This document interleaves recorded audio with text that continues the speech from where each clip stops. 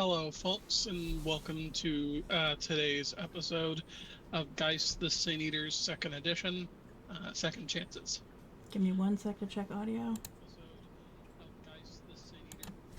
Okay. Uh, so, so today will be the second part of the previous session, where the crew stormed into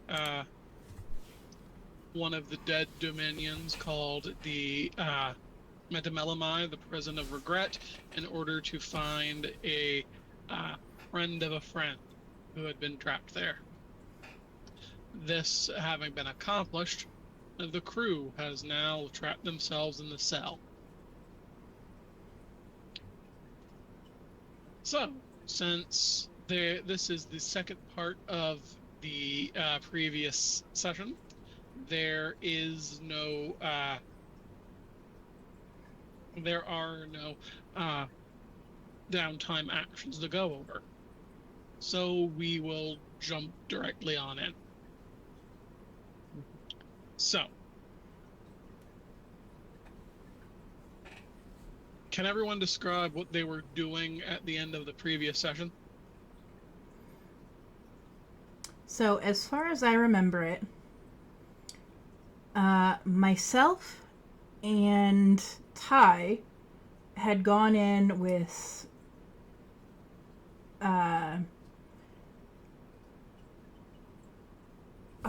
Danglebell, Lucerne, and Gus to get. I'm sorry, she's named Danglebell in my head. Lucerne and Gus to get Screamer out of his own personal prison cell.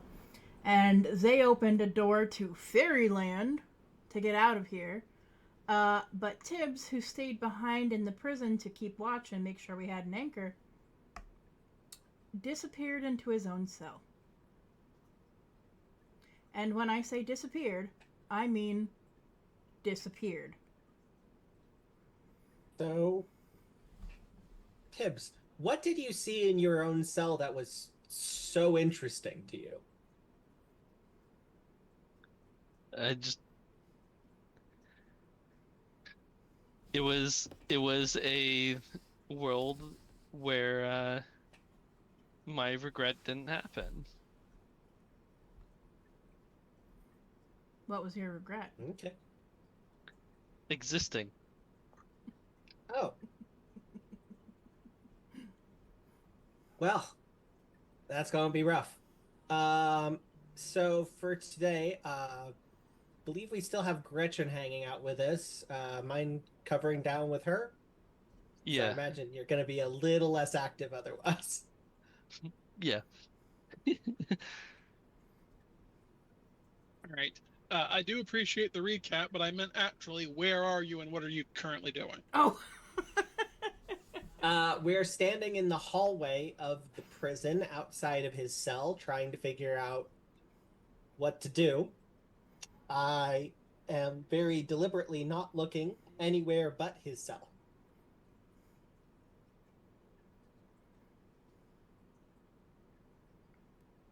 The timing on these ad breaks or something.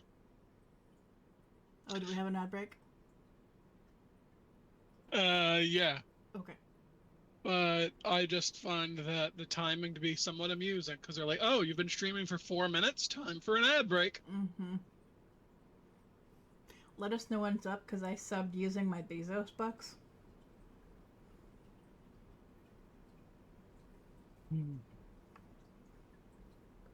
No, seriously, why does it start an ad within 5 minutes of the stream starting? We'll have to go take a look at the settings sometimes. Yeah. Yeah. I've already decreased the frequency pretty far. Well, if we increase the frequency, it actually helps because it'll roll ads right at the beginning when we're in pre-roll. But we can discuss this later, sorry. Well, better now while the ad break is still ongoing than while everyone is watching. So for those who are subbed, I'm sorry. I just looked over at my screen and noticed a 1.5-minute ad break, which is like, what, 25% of the airtime at the moment?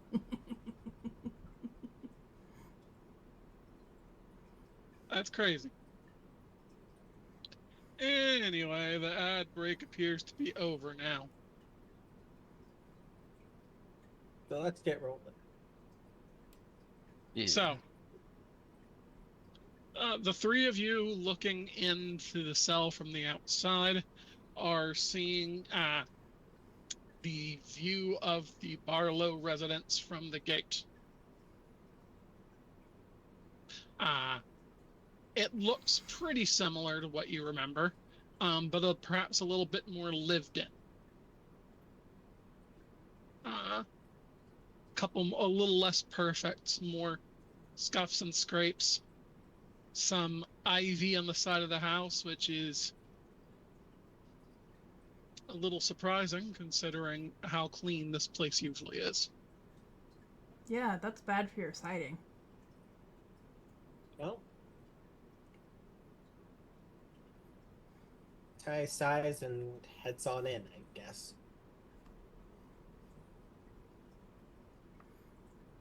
All right.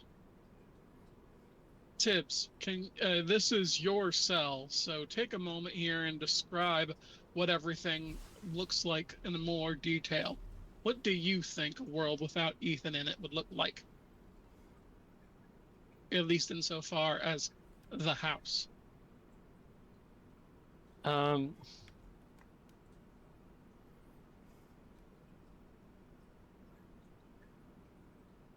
That is a good question. I don't know. I mean, obviously, like, the um. Wow, brain just glitched there. Okay, so what was my bedroom is an office. My little streaming studio is a craft space for my mom. Um,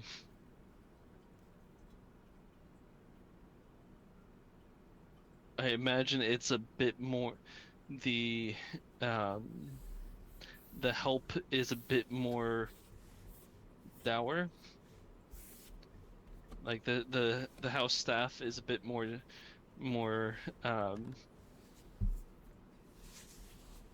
depressed looking. I don't know how to put it. Like Downtrodden. And I'm downtrodden. guessing the ones you're familiar with, Daffodil's husband, Mhm. is probably dead too. Yeah. Yeah, I imagine he's not around. And just in general a more bleak um place. Yeah. Alrighty. So, you enter into the cell and find yourself on the familiar path to Ethan's house. What do you do from here? Well, in character, we have no idea what his regret was. So, That's true. I think Ty has to go. Sorry, what? Go ahead. I think Ty, ever cutter of Gordian knots, would simply walk up to the front door and ring the doorbell. Yep.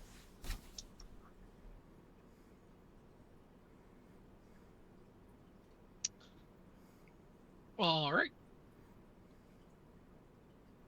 So the crew heads up to the front door. There is a blank burgundy welcome mat, no words on it, just a place to wipe your feet. The doorbell is rung, and after a few moments, the door is answered by a butler in his mid-30s. He looks the three of you up and down with mild surprise and less mild distaste, and then asks, "What can we do for you today, young men and young lady?" Do you want to charm this, or should I social it? I've got no real swing at the social skills. I've got intimidation, physical. So, like, I've got a total of 10 for presence plus persuasion. I think you got a better chance of getting through this. He looks somewhat disgusted by us, correct? A little, yeah. So I think I could also pitch my de-escalation specialty. I don't think so. No, actually, he's not Okay. like angry. It isn't like an escalated situation. No one's fighting. No weapons are out. He All just right. he just wonders what some grimy looking common kids are doing here. Okay. Excuse me, sir. We're here looking for Ethan Barlow. 6 successes.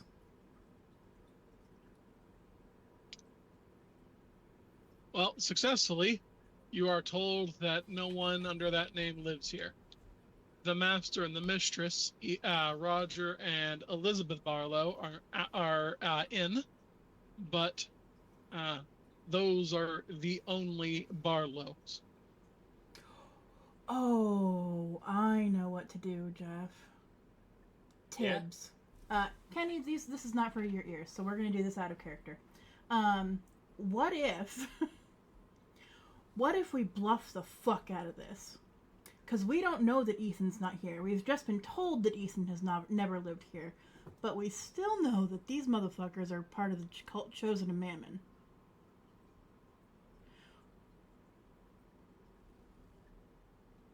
We don't know if the staff would know about this, though. True, but he did say that they're here, so we could just request them. And with something that would indicate we know about, Mm-hmm. Is that crazy? So, I think that'd get us in the door and let us run into Mom and Dad, which would be a good scene, if nothing else. Mm-hmm. So, I'll take a step and you take from there. Yeah. My apologies. What about I must Gretchen? Does Gretchen know what's going on with the Chosen of Mammon? Oh. I think Gretchen got the primer, but I don't think they have, like, a full idea of what's happening. We've only known them for a couple days. It'd be hard to get all of this data down. Okay, so Fair enough. Nathan, while Ty is speaking, Nathan turns to Gretchen and says, "Play along. You know nothing." So, my apologies. We must have gotten the wrong name. This is still the Barlows. We're from out of town. We're part of a social group. I take a piece of paper and draw a familiar sigil. I believe it was the circles that was the one that they have on all the artwork everywhere. The octopunct, yeah. Yeah, I draw it on a piece of paper and say, "Could you just show this to them and they'll know why I'm here? Just tell them we're from another chapter." All right. Since you aren't Nathan, you're gonna have to make your own social role here. Ah, fuck. How do you like a socialize plus presence, maybe? I'll allow it. Can I assist? You can, but like if you had said that, I would have allowed it on the grounds of your exceptional success. But this has already been said and done, so I'm not letting you go back and do that. All My right. apologies. Assisting, and you get 6 additional dice. Which is really nice because that puts me up to 10. 2 successes. 2 successes. And a success, as they say, is a success. All right. So the butler, with one eyebrow raised, takes the piece of paper with the crude drawing of a circle with a dot in the middle, shrugs and says, "As you wish," and tells you to wait here. He shuts the door in your face. and behind him you can hear the door lock. Rude. I take a moment and clean myself up as best as I can, realizing what I must look like. Kenny, there's no Ring doorbell out here, or cameras or anything, right? No. Okay. Gretchen, how do you feel about being a pretend sacrifice?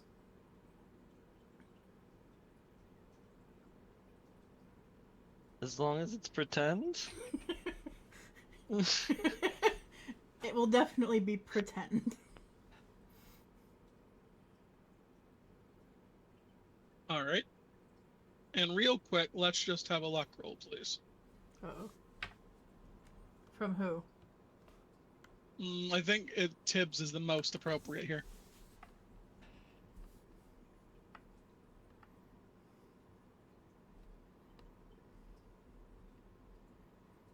Yeah. Damn. That's a 9. From somewhere below the ground, you hear a very loud noise, as if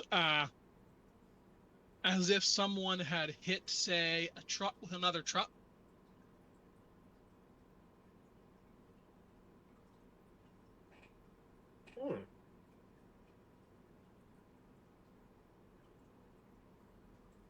A few minutes later, the butler comes back to the door, looking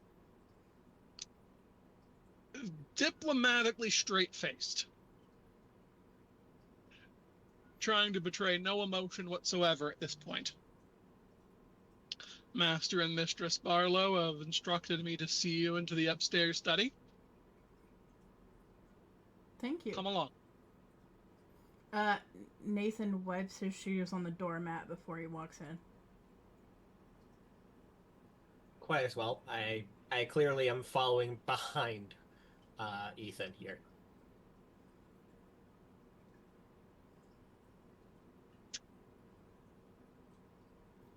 The three head upstairs and into the study of Ethan's house. At least two of you have seen this place before, so it's a little surprised to see that it's a little different. For one, there are a lot of trophy animal heads and fish hung up around the room. You can still see artwork with the hidden circumpunct here and there. But this looks a lot more like what you'd expect from like an avid outdoorsman study. Sitting behind the desk is Roger Barlow, although he doesn't look exactly like you remember him either. He looks like he's put on a good 50 pounds and is wearing a silk smoking jacket. And there is a bottle of expensive bourbon on the desk nearby. Sitting on a chair a few feet away by the wall is Elizabeth Barlow, who likewise appears to have gained about 50 pounds. She's wearing a knit sweater and appears to be knitting something herself. She doesn't look up from her knitting beyond a quick nod to acknowledge your presence. Roger Barlow pours himself a shot of the bourbon, raises it to the three of you, and takes a sip. So, he says, to what do we owe the pleasure of... He looks at you somewhat amusedly. The Junior Mammon Scouts, he says, somewhat facetiously. Hey, Tibbs, out of character, this is a question. What was the greeting between the cult members?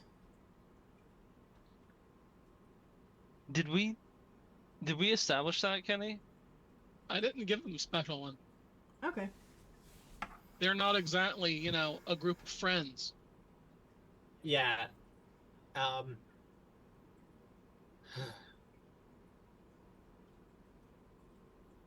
Ty laughs at their joke.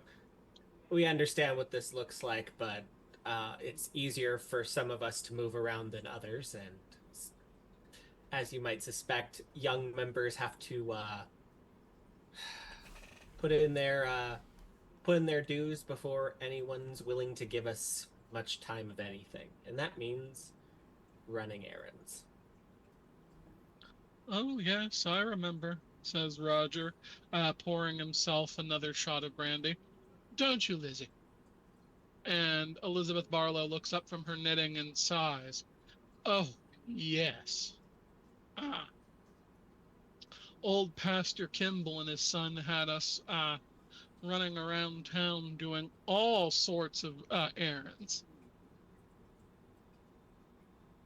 They look perhaps a little more open. So, this having been accomplished, Roger turns back around and says, "So again, what do we owe the pleasure of your visit?" Well, we've been chosen to tell you. What's the name of the other family that we don't like? The one we just sent to the crazy house? Kimball's. Kimball's. We've been sent to tell you that it's the Kimball's time no longer. It's time for the Barlows to rise in the esteem of Mammon.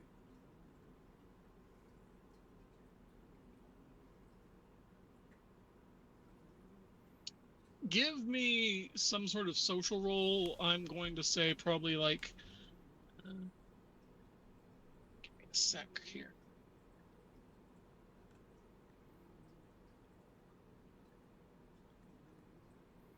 I would argue persuasion because in our timeline that's true. I would say manipulation plus subterfuge since you're outright lying here. But I'm not. Mammon literally spoke to Ethan Barlow. He's the only person that Mammon has spoken to in a very long time. Therefore, I do think that makes this objectively true. Fine, whatever. Persuasion plus presence? Sure. Okay.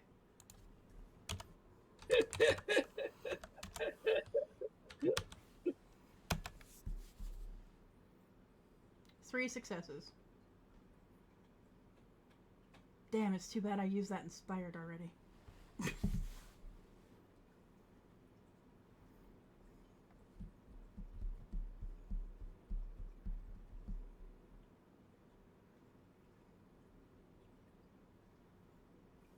The Barlows share a knowing look for a moment. And while you think that they would be extraordinarily pleased, they actually seem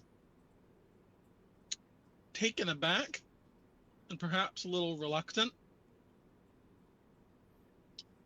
Sure, says Roger, pouring himself another shot and knocking it back quickly.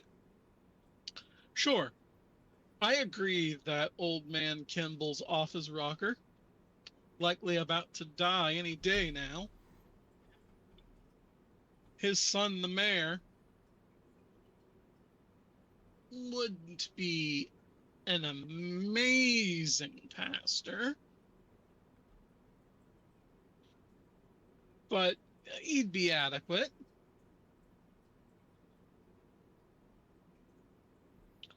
But why would Mammon want us to take this up? Elizabeth Barlow nods with a little bit more enthusiasm than you would normally think that would come from her. Yeah, I agree. Are we the right fit for this sort of thing?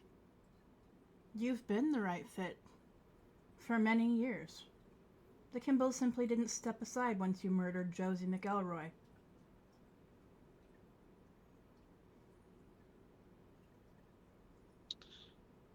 You notice Roger, tapping at his chin thoughtfully for a moment or two. Well, he says, I could see it, I suppose. But that would create an interesting question of succession, wouldn't it?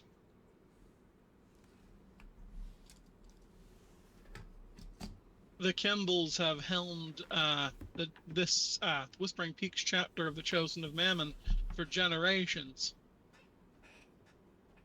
And I'm in my late 40s, early 50s. Actually, I forgot full on. He's in his early 50s. He's 53. I had to check my notes. Roger's 53. I'm in my early 50s. I've got a few decades left in me, but I would have to find someone young to start training up as the next pastor pretty much immediately. Isn't that the exact same problem that our current successor faces? I mean, his son is not even a member. He's why you don't have Ethan.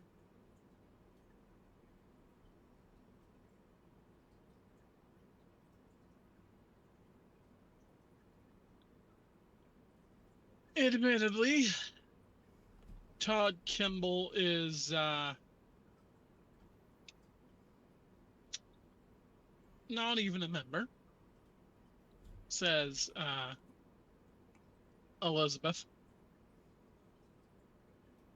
So I suppose that does mean that they have the same problem that we would.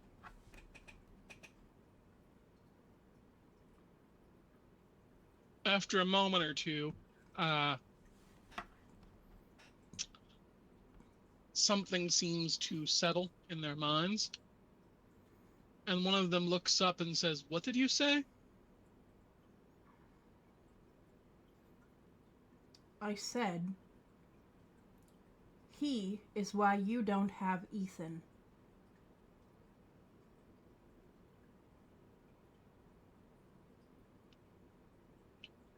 All right, considering that you're going what you're doing here, I'm going to ask you to make a luck roll. Yeah. Okay.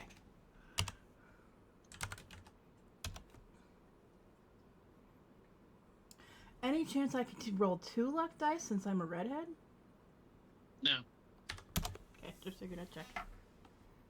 3. Can I willpower? No.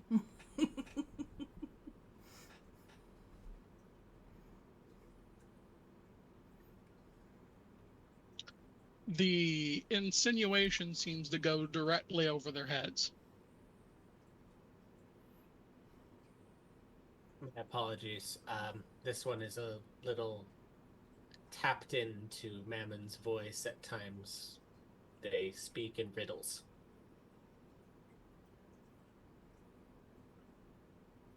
That seems to go over well enough.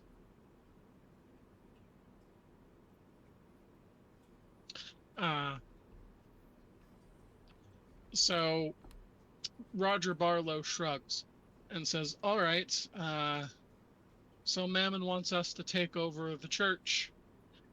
What do we need to do?" We merely sought to establish contact. Expect some messages from the chapter proper over the next few days. I assure you, you will have all the support you need.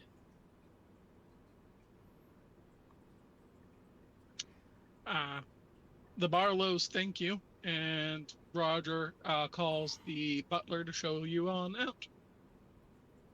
Okay. Can someone say something? Yeah? Okay. So, as we're escorted out of the building, it seems they've got a lot of spare time. The butler shrugs non-committally and says, "The master and the mistress enjoy their hobbies. The business practically runs itself at this point, so they have a lot of time to themselves. Yes. It's always good to see someone getting to enjoy their hobbies. All right, once we are no longer in earshot. So the butler deposits the three of you on the doorstep and closes the door behind them. Okay, so okay. I was attempting to So find a way to get us to make an int plus occult roll so we could, fail it and have Ethan's soul look on and be like, shit, I could have done that, but I don't know how to do that now.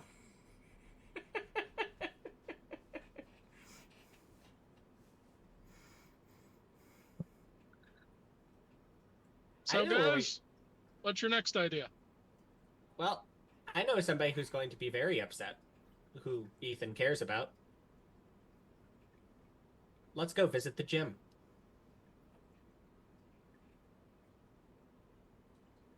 Okie doke. Or, honestly,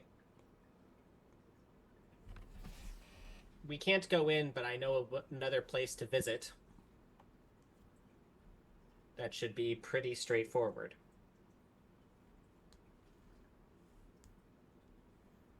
So, if I recall, all of our classmates got buried at the same cemetery. Yep. Ty, considering the nature of how things went down,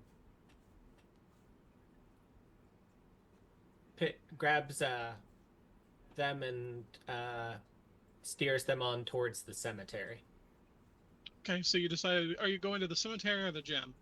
Which one do you guys want to go to? Both of them have strong jokes. Do we want to go pick up Meathead first? Probably. He's gonna be at the gym then. Probably.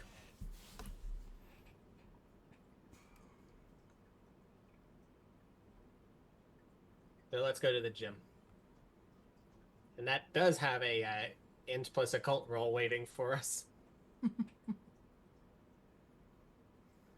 All right. So the third group, the group of three of you head off to O'Houlihan's gym. The image of Whispering Peaks held inside the cell of the prison is surprisingly complete. You can hear, smell, taste, and touch just about everything, and it seems extraordinarily realistic. If you wish to, you could feel like you could forget yourself here. Eventually, you make it to the gym. The gym doesn't appear to have changed much at all. It looks more or less the same as ever.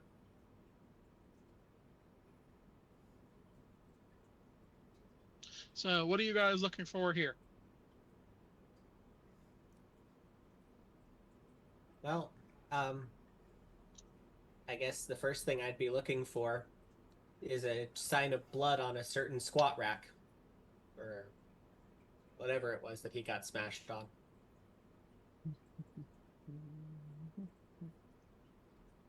All right. Tibbs, you haven't done much of anything today. Is that what you're going with too? Give me just a sec here. Let me see what Gretchen can do. Plants for biology. Drive, friends. Okay. Yeah, let's see if we can contact Meathead.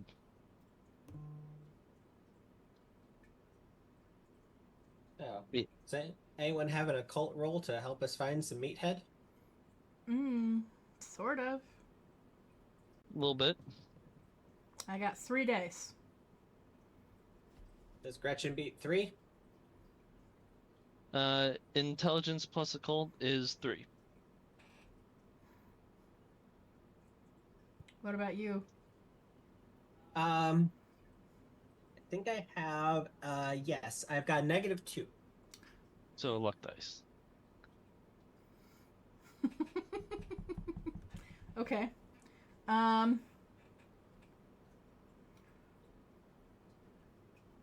Hey, Gretchen. Yeah. New girl time. I'll assist. Okay. We need you to, I can't say I need you to roll int plus occult in character. We need to find the spirit that's connected here. Yeah. It's a big guy, right? Yeah. So I'm gonna assist. Okay. And Nathan starts, I don't know, humming or some shit. Plus 2 dice. 3 successes. All right. So, with Gretchen at the lead, the group looks around for any signs of a spiritual presence. Our thorough review of this place points to a few interesting quirks. First off, looking around for a ghost makes you realize that you haven't seen a single one since you came into the cell. Kenny? Okay, sorry, continue. What? Are we still sin eaters? Yes, this is an illusion. Okay. Sorry, just checking. I thought I made pretty clear that this was an illusion in the previous cell. I wasn't sure if we were bound by his vision. Because I don't know if he would have envisioned us as sin eaters if he envisioned himself not in the world. Because why would he still envision us fucking dying? This isn't a real place. Okay. Thanks. Just checking.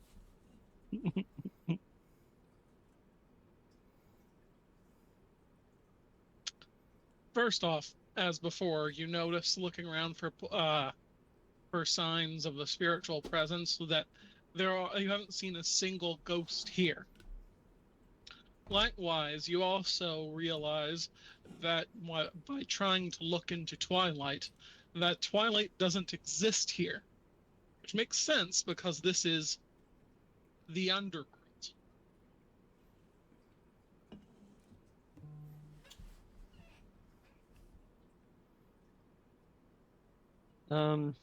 I head into the bathroom. And I find a mirror. All right. You do so. You find the mirror. It's you. You look good. Despite everything, it's still me. I lean into it and say the following words 3 times in a row. Meathead. Meathead. Meathead. All right. So you're gonna do that ritual, huh? Mm-hmm. Uh-huh. I wrote it down for you, right? Yep. Can you read it out? Because I don't exactly remember where I put it at the moment.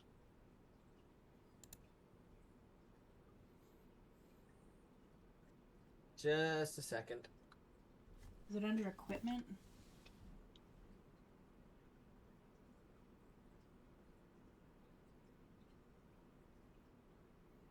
It'll be right up near the top if so.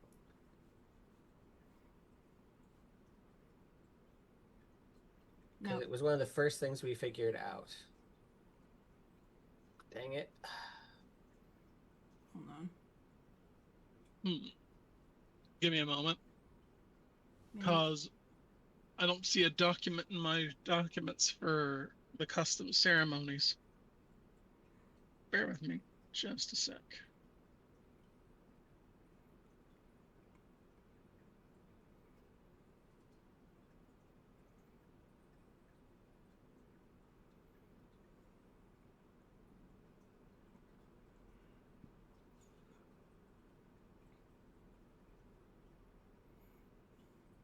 3 times fast. 1 dot. Summon a ghost to talk with you briefly and allow more powerful ones to move to your location. Requirement: ritualists must know the name, nickname, or identity of the ghost they wish to summon. Subject: 1 ghost. Duration: 1 scene. Symbols: representations of sight or communication. A mirror. Ritual: touch your symbol and name the ghost you wish to speak with 3 times. That's composure plus occult. Fuck. Had to be me. Well, 2 minus 3 plus 3 is going to be 2. So we're swinging with a willpower, and if I fail, oh well. Someone else can take a swing. You're doing the math a little wrong. So composure plus occult. What's that right now? 2 dice minus 3 from unskilled. Plus 3 would be 2. What's the plus 3 coming from? Willpower. All right. Don't add the willpower just yet. Okay. All right. What's your composure plus occult? -1. All right. And when your roll is negative, that means it is reduced to a chance die. In which case, I wouldn't have done this. I didn't know that offhand. No. Then you add the 3 from willpower. Mm-hmm. And you have a 4. Yes. My apologies. All right, well, I'll roll that then. That seems like a good kind of die to roll. All right. But your math was correct. Your ruling was incorrect. Thank you. 2 successes. Alrighty.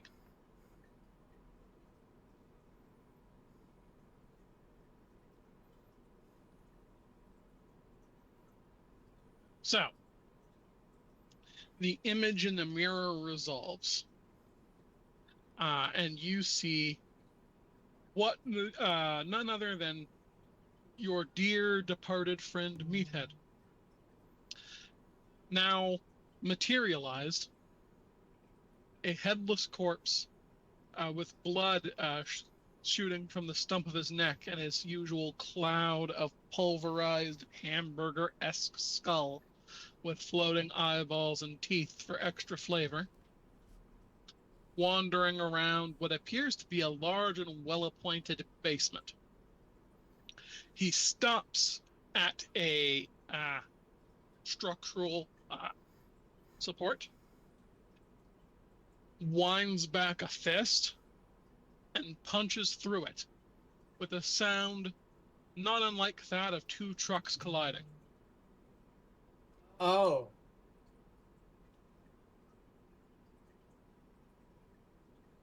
Meathead.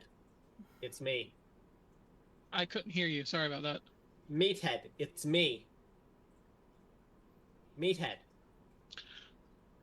Meathead turns away from his task, looking around, at least as much as you could tell, considering he doesn't have a face. And then turns to face the mirror.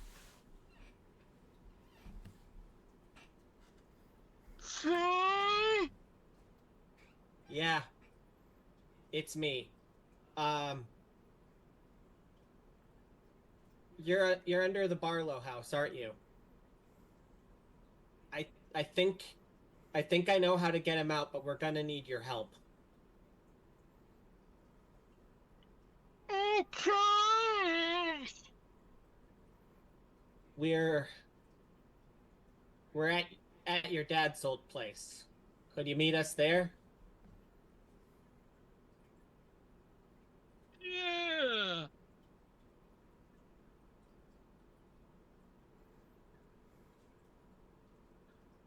So,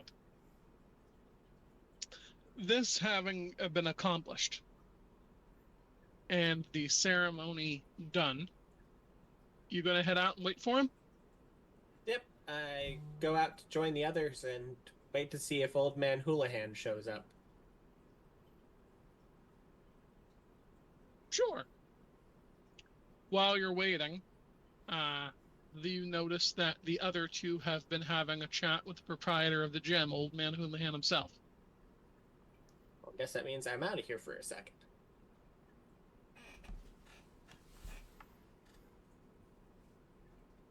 Gretchen?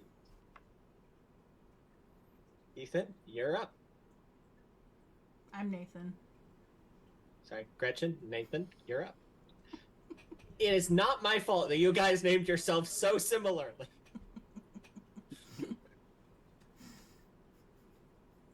It's okay, literally earlier in DMs I asked Tibbs, hey, what's Nathan's best role? And I was like, I realized afterwards, like, god damn it. At least it's not just me doing it. I'm sorry. I named myself rather distinctly, I think. You did. So what are we talking to Mr. Houlihan about? I think you're just going over all the sad stuff that, indicates that that all the nice things that have happened haven't happened. I think we're going to try and grind a little bit on presumably the active presence of our Ethan here. He's presumably experiencing all this. At least, honestly, that's what Ty would guess. He has to be here in a meaningful way. This room, while it is a big illusion, is also a small cell. He's physically here, able to hear us. Yeah. Okay. So, I'm sorry to hear that you've been so lonely over the last few years, Mr. Houlihan. It was a real shame what happened to your son, but it's even worse that, no one's come around to see you. Please note, Nathan has an empathy score of fucking 0. So, this has no affect. Manipulation plus empathy, please. What was that? Manipulation plus empathy. Balls. Alright. Down to a 1. I'm gonna use some willpower. What we keep it around for. You can roll anytime now. 1 success. Well, you know what we say here. That is still a success. I need that, I need that cross-stitched on something. 1 success is a success. Talk to Zach about it.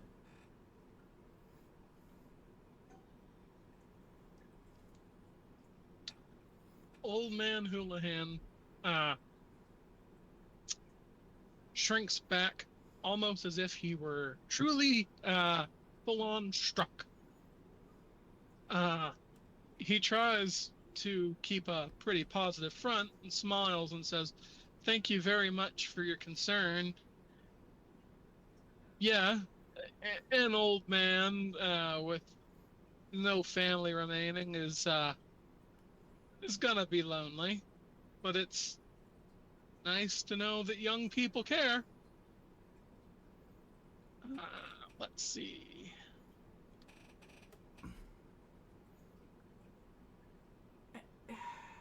I want Ethan, not Gretchen here, to roll me. Let's see. I think composure plus empathy would make sense.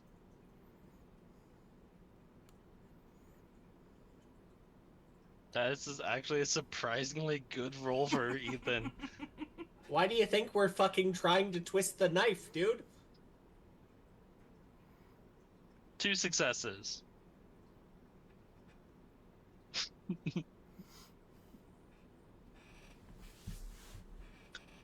All right.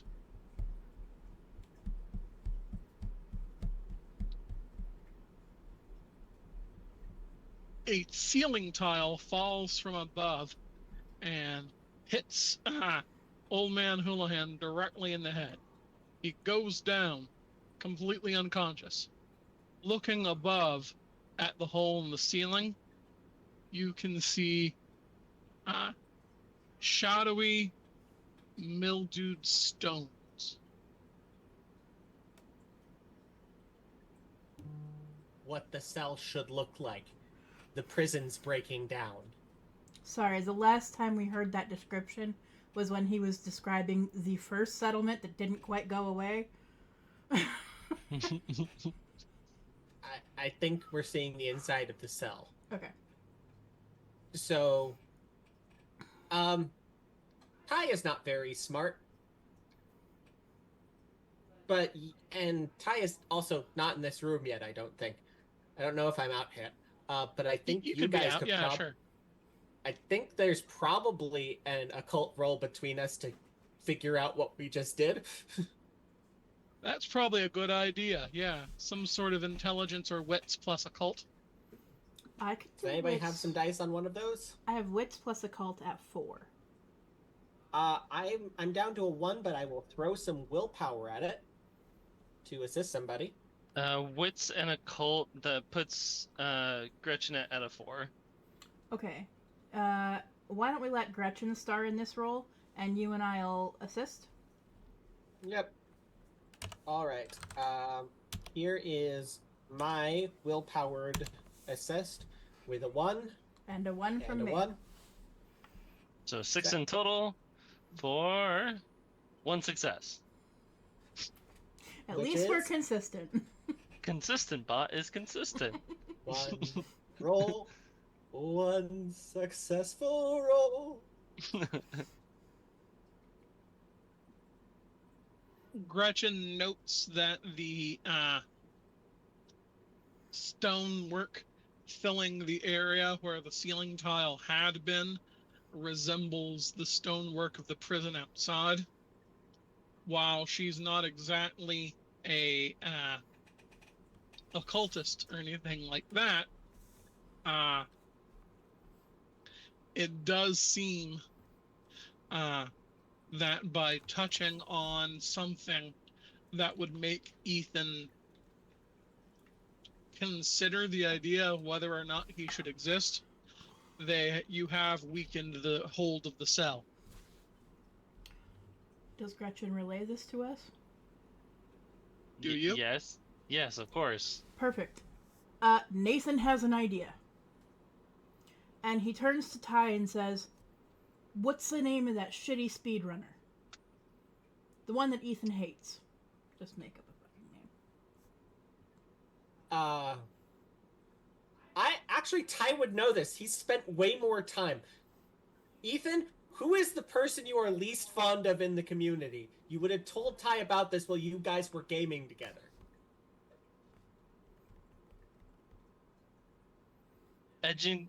He goes by Edgington 12. Nathan pulls out his phone and pretends to scroll through and goes, "Wow, Edgington 12 just got a world record speed run on, I don't know, insert Celeste. game that you're working." Celeste. Celeste. Yeah, it looks like he's been dominating the charts for a while. No one else even comes close. What's the roll for a breaking point? All right. Give me that composure plus empathy again, then, Ethan. Sorry. All right. That was that was 7. Sorry, that was a bad joke. 1 more success. Right. One of the nearby mirrors, where gym goers can check themselves out, breaks and shatters, revealing the stonework of the wall behind it. Around this time, the group also hears some screaming from outside. A moment or two later, the wall of the gym is busted open, and Meathead stands in his manifested glory as everyone around points, screams, and runs.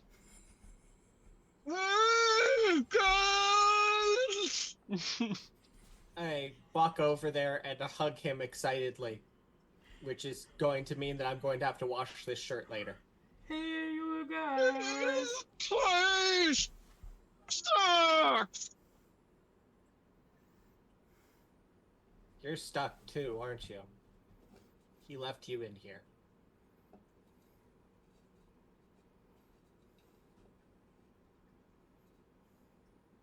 let's go. There's someplace I think that we need to go take a look at. Be aggressive and the prom queen manifest in order to wish their condolences for Meathead. Um, while they aren't unleashed as Meathead is currently, they still aren't able to touch him, knowing that the image that a Geist projects is more of a hallucination than a ghost present in Twilight. But Meathead still is happy to come. Someone is commiserating, at least as happy as you can possibly guess from the look on the swirling cloud of blood and meat that floats above his neck stump. Let's go. Let's go see the man who killed you, Meathead. The man who's still walking free. All right. Gretchen, you mind driving? I think you know how to avoid too many busy city streets. Let's use that really nice drive roll they've got.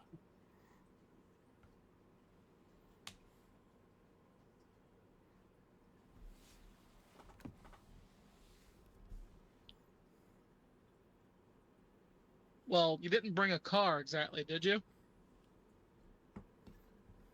It's all right. We'll borrow Mr. Houlihan's. Sure, that makes sense to me. I was going to ask about stealing one, but you have an unconscious body, and none of the illusionary people are paying much attention, considering they're busy running away from Meathead. Additionally, let's be real. This isn't a real Mr. Houlihan. It doesn't matter if his car gets stolen. Y'all, look at Tibbs' roll.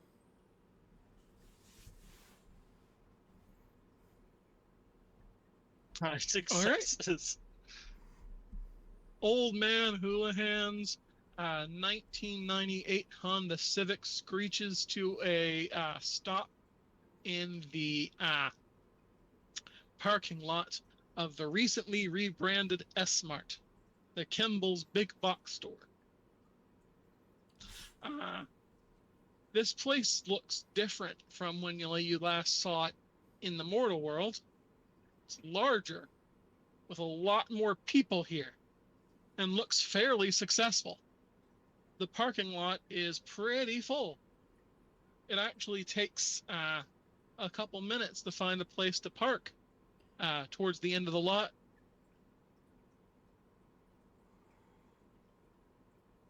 Do we still see no ghosts? What about ghosts? We still don't see them? No. Okay. So you guys are saying that not just be sure. None of this is real. Yeah. This is all an illusion. Yeah, look up there, and you can still see the cell. It moved with us. That ceiling tile that fell, we've still got an opening. Okay.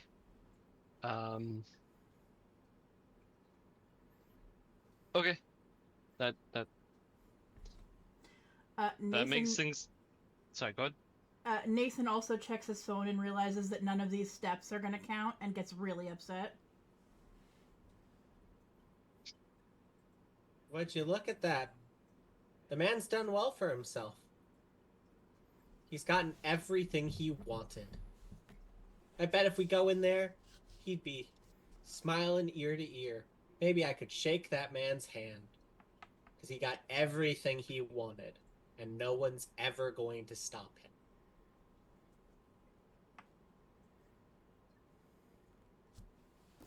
So, did I perhaps hear someone having an idea? I'm gonna go in. Tibbs? I mean, I know how to handle a pistol. None of this is real. They sell firearms here and ammo. Yeah. All you'd have to do is manifest and you could fix the problem. You just have to be here. That was Gretchen. Gretchen, we're trying to get Ethan back, not fix his problem so he stays gone.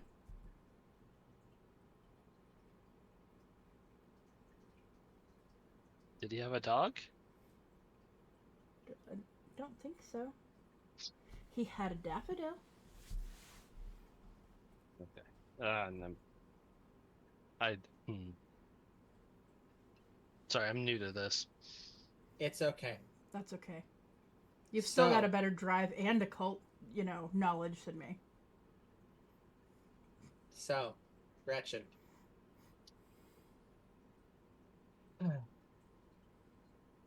Look at this. Look at all of this. This is what happens if Ethan isn't here to fix it. He just gets to succeed. He gets everything he could have wanted. And of course, you could think that maybe somebody else would fix it, but I know one other thing. I know how this went down if he wasn't here. So you guys are talking in the parking lot. What next? Well, I was attempting to irritate the presumably present ghost of Ethan, but it doesn't seem to have worked.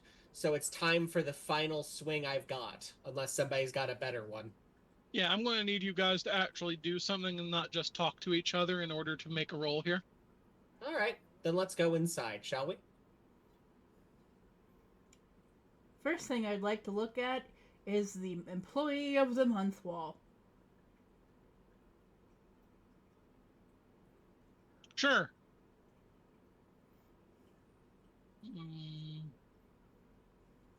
Heading inside, like right in the entranceway with the automatic doors, there is a wall that is set up for many future employees of the month. Since the Kimball's Big Box Store has only been around for a few weeks, there's only one picture up there right now. A smiling Todd Kimball with much more hair and much less body mass than you remember.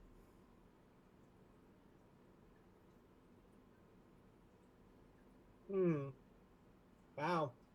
He seems so happy.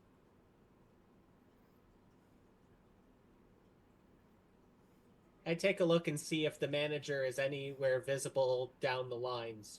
See if he's at the customer service station or perhaps anywhere near the lanes. Are you looking for Todd, George McElroy? Who? Todd.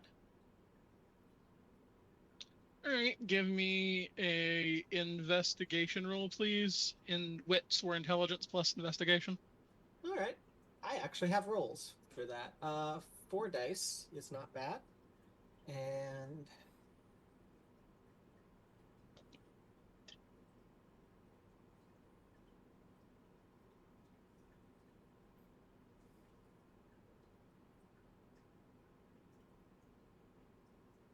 Am I allowed to split off from the party for a moment?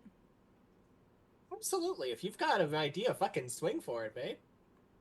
I mean, I got a free practice shot at George. And I scared him off last time. I just kind of want to take a stab at him to see if I can find something that's going to work in the real world. He's a very different man here, I'm sure. I don't know. His sister was so kind of murdered. Yeah, do what you like.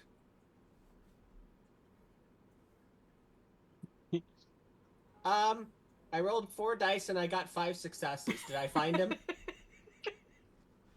Well, let's handle the side diversion real quick first.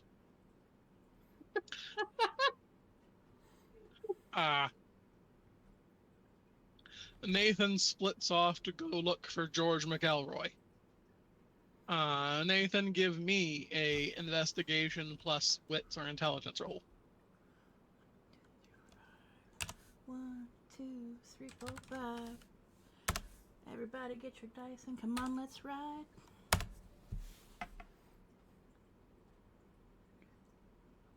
2 successes. 2 successes is a success. You find George McElroy, the assistant manager of this store, currently cleaning out the men's bathroom. He looks to be the same miserable man that you know and, well, know. Excuse me, Mr. McElroy.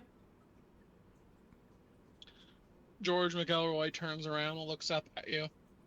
Oh, hello. How can I help you? Fuck, I didn't think this through. Hold on.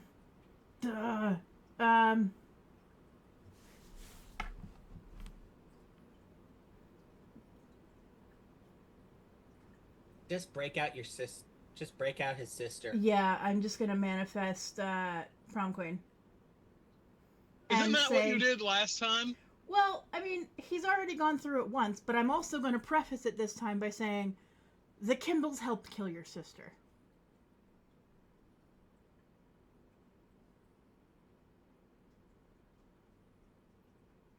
Alright. Give me presence plus empathy at -2. Fuck. Okay. Have no empathy, so that's already -1, but I've got 6. So -1 is 5, 4, 3. So let's do a 6 roll and with willpower. Remember, you've got a -2 penalty. Yeah, but I've got 6 presence, and so it's -1 from untrained. -1 untrained, and -2 brings me down to 3, and then willpower brings me back up to 6. Alright, fair enough. Oh, 4 successes. If you swing the dice hard enough, it doesn't matter that you don't have any empathy. The manifestation of the prom queen, a ghost with a bleeding wound, stomach wound, waving at him, and your words have a marked effect on the man in that he falls down into the toilet, clutching at his chest. You think he might have had a heart attack, but he remains awake and alive, presumably, and looking absolutely terrified. Nathan was a Cub Scout.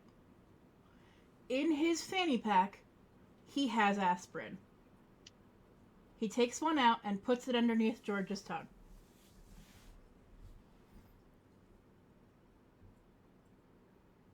Oh my God, he says. Oh Christ, Jesus, are you trying to scare me to death? No, I'm trying to let you know who killed your sister.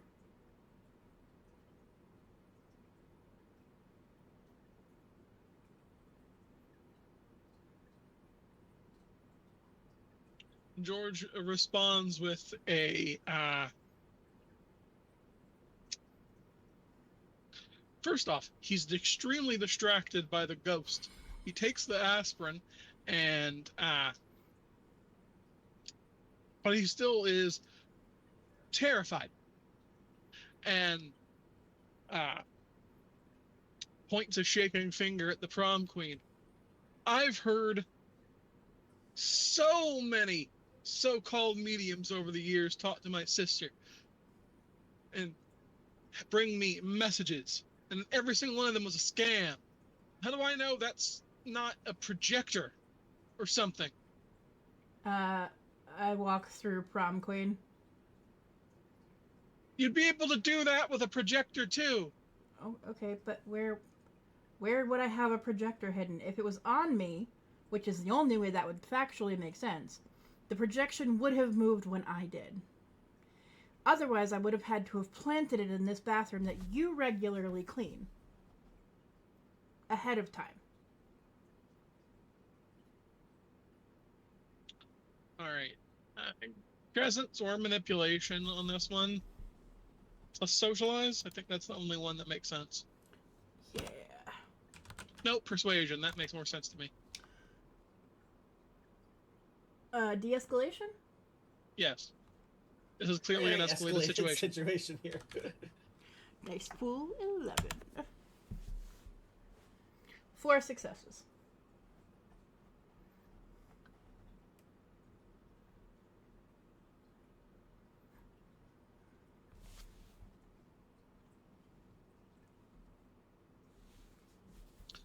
It's hard to guess how a man would react in a circumstance like this, but equally skeptical and terrified seems to be the word of the day. He gets up out of the toilet, his arms dripping with water that he wipes off on his pants, before wandering around to take a good look around for any hidden cameras or anything that might be there, before begrudgingly accepting that what he apparently sees is a real ghost. This seems to terrify him even more. Having successfully confirmed for himself that there are no projectors here, he stumbles backwards into the sinks and ends up on the floor. He backpedals himself, crawling into a corner, and says, "Oh God, so that's a real ghost." Yeah. That's what I said. Do you want revenge or not?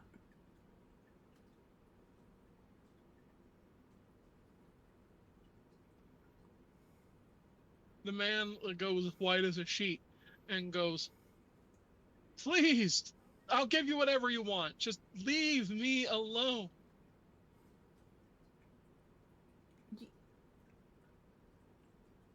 Okay. Cool. Have fun with the bathrooms. I motion for Prom Queen to unmanifest, and we walk out to rejoin the group, I guess. You can hear Prom Queen whisper in the back of your mind that even though she knows this is a illusion, she was disappointed by the result. Me too.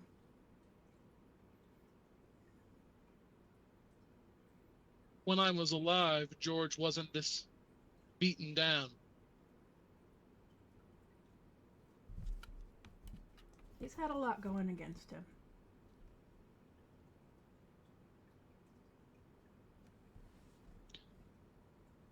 I guess he would take more of a gentle touch. I'll try that in the other world. All right. So while this has been going on, Ty and Gretchen have found Todd Kimball.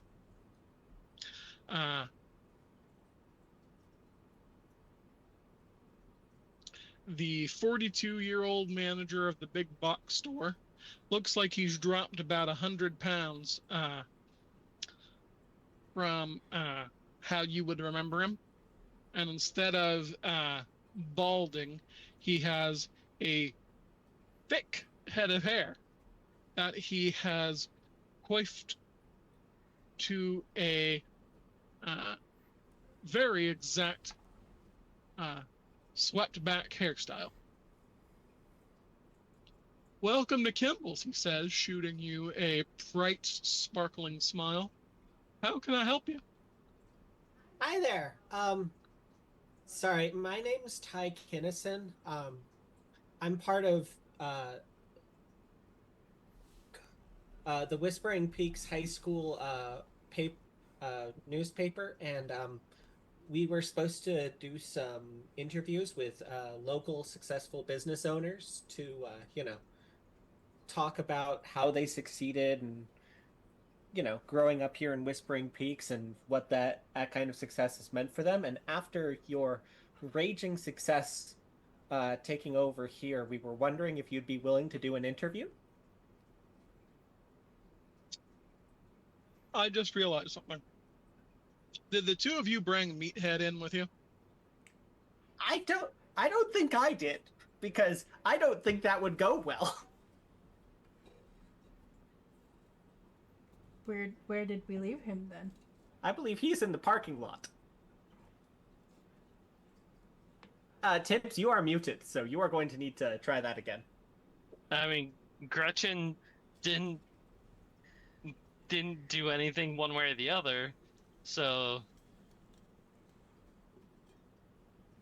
I think that if Okay. we brought him in here, Meathead would probably just kill him, which would solve the problem, which is not what we're aiming to do.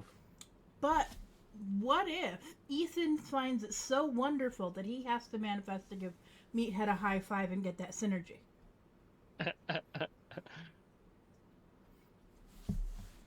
Okay.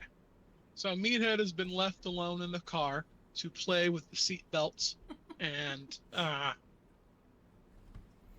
page through some magazine that the illusion of his father left in the back seat. Let's not speculate on the nature of those magazines. Cat Fanciers So- Monthly. Yes, exactly. So Todd Kimball agrees to the interview. Nathan joins back up with you on the way, and he takes you to his manager's office. I don't want to sit here, asking precise questions, because this is just kind of a way of twisting the knife on a non-present civilian. So I would like,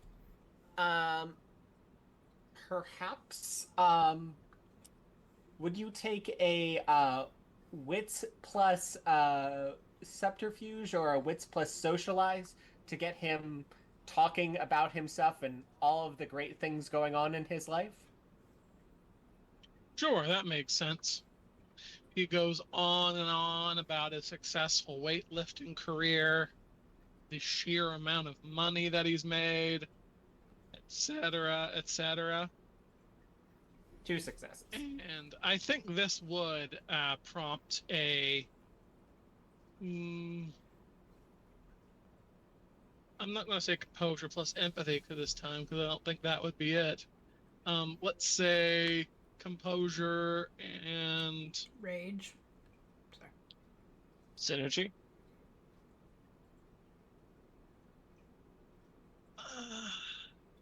I'm not sure what skill would be to Oh. keep calm. What if he's Let's not make trying... it. Expression, maybe? Yeah, that what would make about- sense to me. What about? Never mind. I was thinking if he wanted to roll composure plus synergy, it could be him literally trying to rejoin with his ghost. 2 successes. Ooh.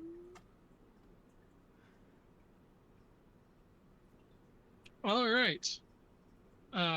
Todd's office window cracks and breaks open, revealing the stone of the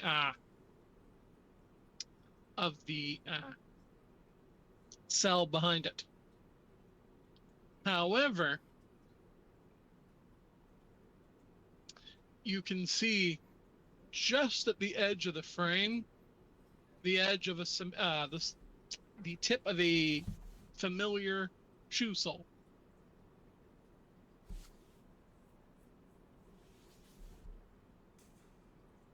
Thank you so much, sir.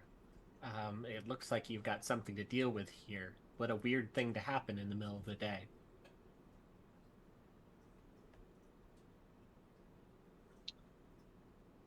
Okay. So you can see Ethan's shoe sole through the window. What's your next move, guys?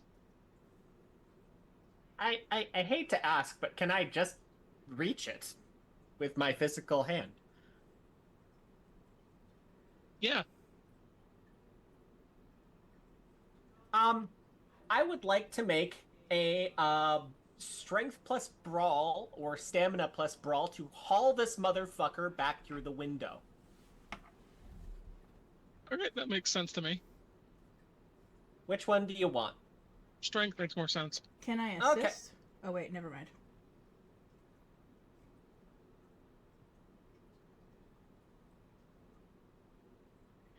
All right, I'm going to spend 3 plasm to grab the rest of my brawl from our dear friend and be aggressive. So I'm going to be rolling 10 dice. All right.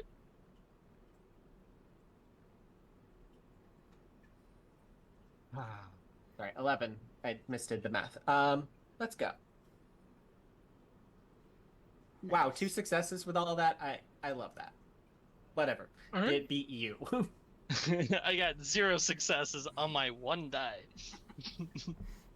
Ethan is hauled bodily into the scene. Yeah. Hi, Ethan. Oh, Congratulations, Ethan. You're here again.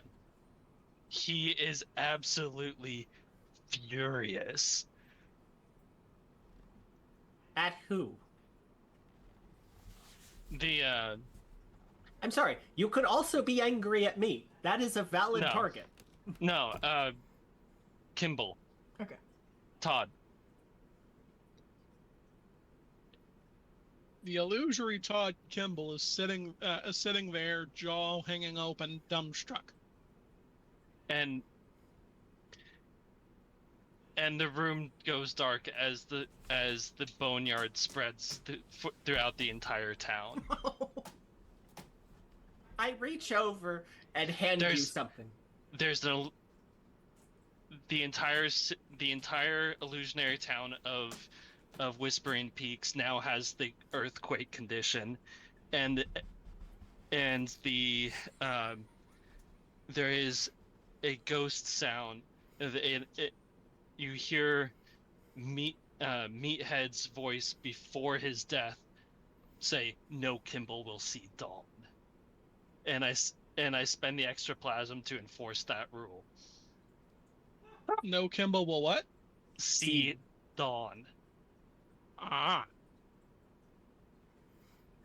Can you also roll me I think empathy plus synergy would work here. Okay.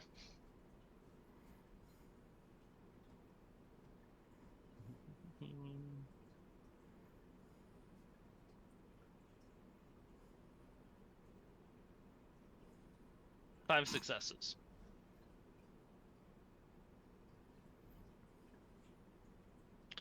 All right. So, in the parking lot, Meathead sees the sky go dark and recognizes the effect of the boneyard. He very carefully takes off his seatbelt, gets out of the car. He closes the door gingerly. He goes over a row or two. I believe Meathead's power is... Let's see. 2, 4, 6, 8, 9, I believe. 9. Okay, 9. Yep, so I'm just going to roll that myself. Oh dear.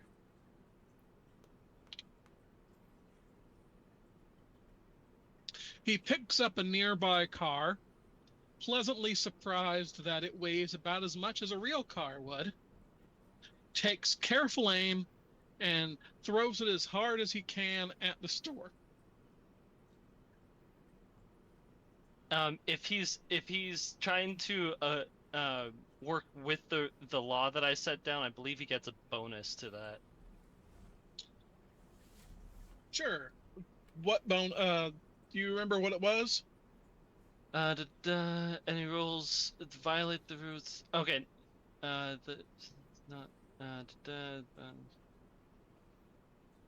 Oh no. He's no. Never mind. They get a penalty to violate the rule. And you get, I think it's a road action to punish breakers of it. Exactly. Unfortunately, it's not dawn yet, I don't think. Yeah. All right. So Meathead aimed properly. So just for the hell of it, though, I'm going to give you the road action to enforce. So, mm, what would make sense here? Let's say Meathead's power, uh, plus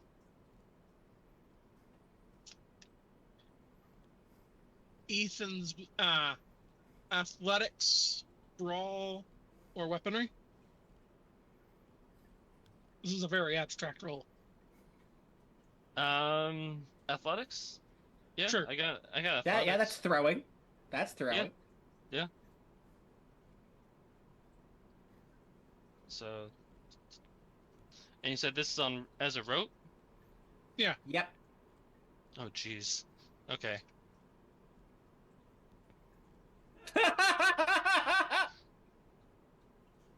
How does 6 successes sound for you? The illusionary Todd Kimball stares wordlessly, blinking in surprise as a 2012 Ford Escort crashes through the ceiling and directly on top of him. Wow. You know, I was pretty sure we were gonna have to go look at my tombstone first.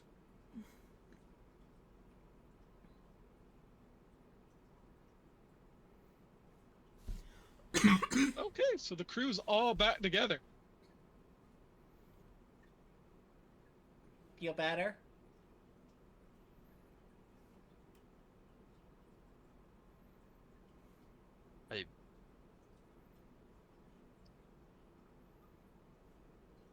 You guys know a good therapist?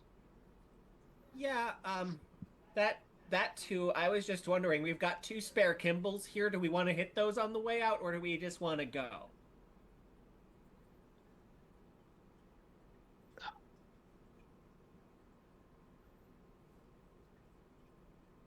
I'm not gonna judge either way.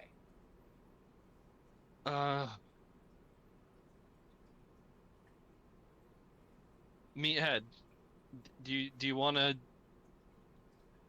Is there any? Do you want to have some fun fucking around with the gimbals, or would you like to go? Meathead seems to have had his fill of wandering around this cell. Now that you're back, he is no longer unleashed and is back to his normal, in this case, transparent self.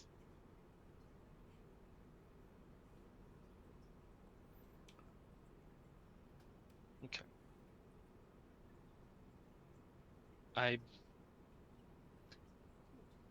Let's go home. Right. The illusion of the cell breaks, fading away, and you find yourselves in the 10 by 10 prison cell. It looks like from where you're at currently that Ethan was probably holed up in a corner. And based on the placements we discussed, Ty wasn't prepared for the illusion to break and is staring likely in a direction that allows him to see directly out of the cell, isn't he? You want to look in your cell then, huh? Don't you? I'd like to at least make my roll against it. All right. Let's see. If you guys want, I will happily describe what you're seeing, because you're going to probably get to see it too. Resolve plus composure is the only thing that really makes sense here. At a -3, please. Yes, sir. All right. I know that's a perception roll, but in this case, like, what kind of skill is there to resist temptation? Yep.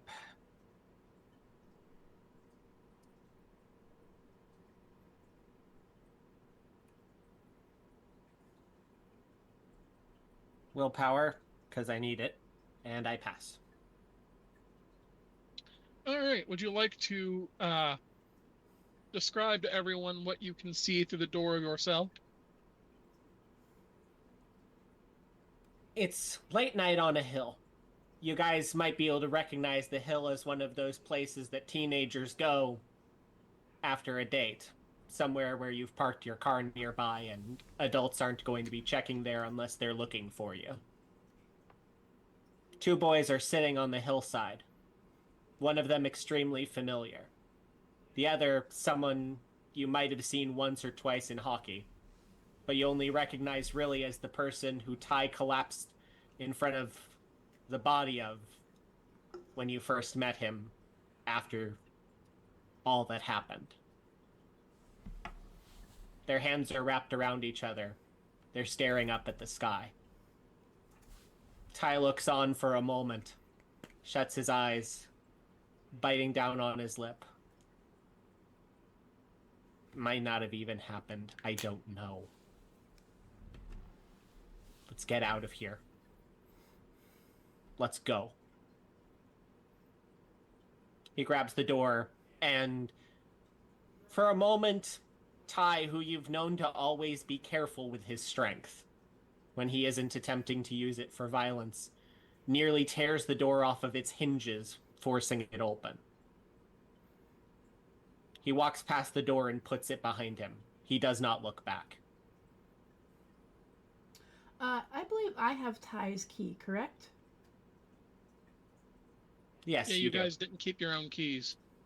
Yeah. So, wait, so your cell has no more door? I didn't tear his door off the hinges. We were walking out of Tibbs's cell. I was just expressing an emotional turbulence in Ty. He Okay. just basically slammed the door open with all of his brute strength. On our But way it only out locks of from the inside. Okay, never mind. Yeah. I was gonna have you lock the door and then toss the key into it, but that doesn't make sense. Okay. Well, Nathan's a curious motherfucker. There's nothing greater than knowledge. So, as they're walking out, he stops and looks in his own cell. All right. What did you want to describe what you saw? Yeah, absolutely. Nathan steps into his cell and finds a concrete bed and a metal table and what looks to be some kind of metal toilet sticking out of the wall. No windows. Shadowed, mildewy stone with a drain in the floor. All right. Are the others going to go into the cell with you? They can if they want to. I'm not particularly interested in doing so. I'm waiting a little bit further down. Prom queen at least came in with me. Ethan is kind of. Prom queen. Ethan is kind of in you. his. Oh, sorry. Ethan's kind of in his own head right now. All right. So then this scene will be solo. What I was saying, I didn't mean to interrupt anyone, but yeah, prom queen kind of has to go with you. She is essentially an internal organ. And I think since we now have an empathetic relationship, I can just chat with her, right? Yeah.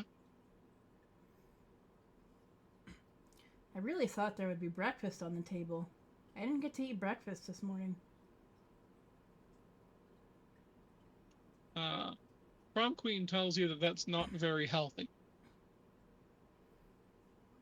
Probably. But I think that's probably my biggest regret. I don't see the big deal. Right. While you're looking at the table and talking with prom queen, you hear the door close behind you, and with a sound of a flame going up, you see the light of the lantern fall over you.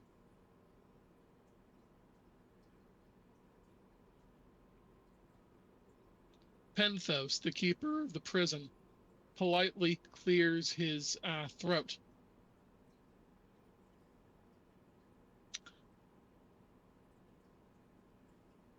the group of you didn't exactly break any of the old laws here. But I do have to say, I'm disappointed that you would violate the spirit. You don't even have your key. Well, I don't have any regrets either. This isn't exactly a cell for me. Penthos walks past you and sits down on the concrete bed. He motions for you to sit at the table or whatever. I do so. Y'all have seen my door close, by the way. Right? Yes. Okay. Or at least heard it. Yeah, you would see and/or hear. He did not pass through the hallway. Okay.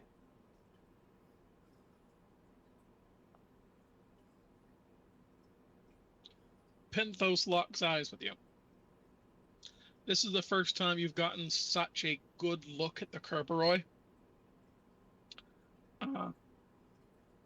Underneath the hood that covers his face, you see that he has stringy black hair, pale white skin, and matching black eyes. You also notice that he appears to be constantly crying. Tears are streaming from his eyes at all times. It doesn't seem to impact the way he talks or anything like that, or even his facial expression. But the tears simply never stop flowing.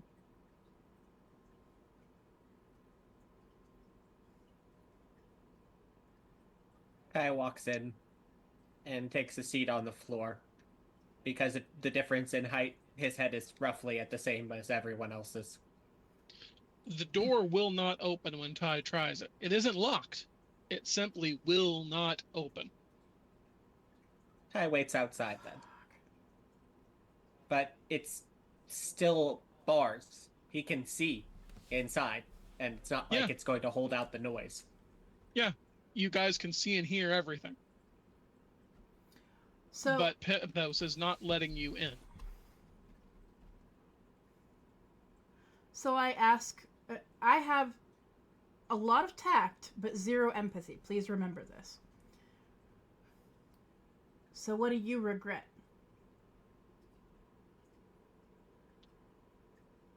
Penthos smiles.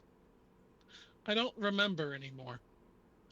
I suppose I must have had quite a few of them in order to create this place.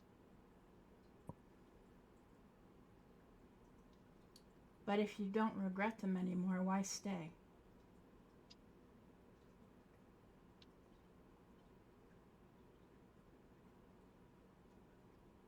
He leans forward, and you can see that he actually looks kind of excited at this point. I am a Kerberos, one of the elder dead. I suppose I must have been alive at some point, perhaps even bound, such as yourself. But I don't remember it. What I remember is a mission. This place brings comfort to those who have no other comfort. Because I am not of the living anymore. I can't even remember it. I care about the dead. And I have a feeling that you understand what that's like. Too much. Yeah.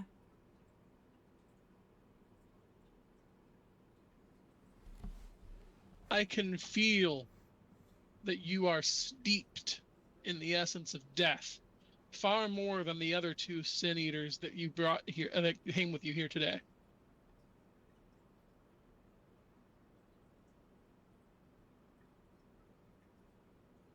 Yeah.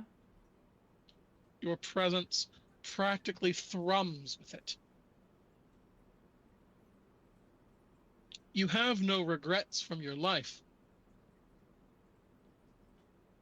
Are you even attached to your life anymore? Yeah. If I'm not You there, raise. Hold on. I didn't mean to interrupt you. if I'm not there, who could take care of everyone else? I would have regrets if I didn't go back. I would have regrets if I stayed here and played pretend. I would have regrets if I threw away my entire life, weathering down to skin and bone until I starved to death, for a glimpse at what might have been. You can't live in the past. Ty's fingers make a creaking noise as they squeeze the bars. You can't live in a fairy tale. You can't be happy all the time. Because without the sorrows and the trials and the tribulations, what does happiness even mean?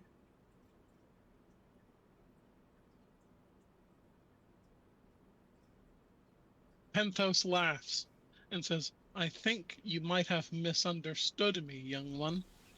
You have told me, though, in so many words, that you have a mission of your own. Would you rather carry it out amongst mortals, brief and ungrateful that they are? Or wouldn't you rather carry it out amongst the dead, your people? I've died once already.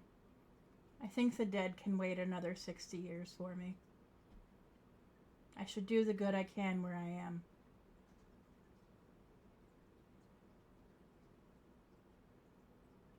He shrugs and says, perhaps you do feel that way at the moment, because you find yourself with the freedom to walk in and out of the underworld. But young one, keep this in mind. I can see how strongly you are bound here, how steeped in the energies of death that you are.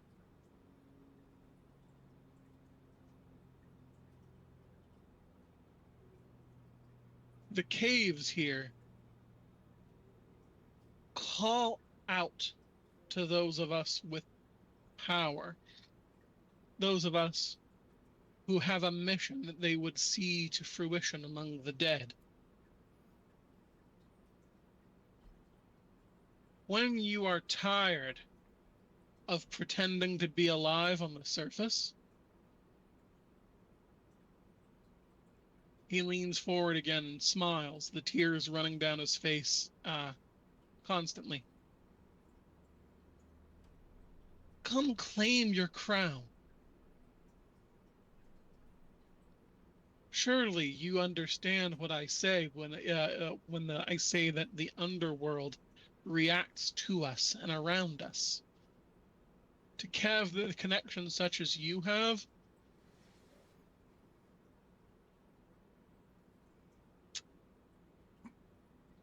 you're almost a Kerberos of your own.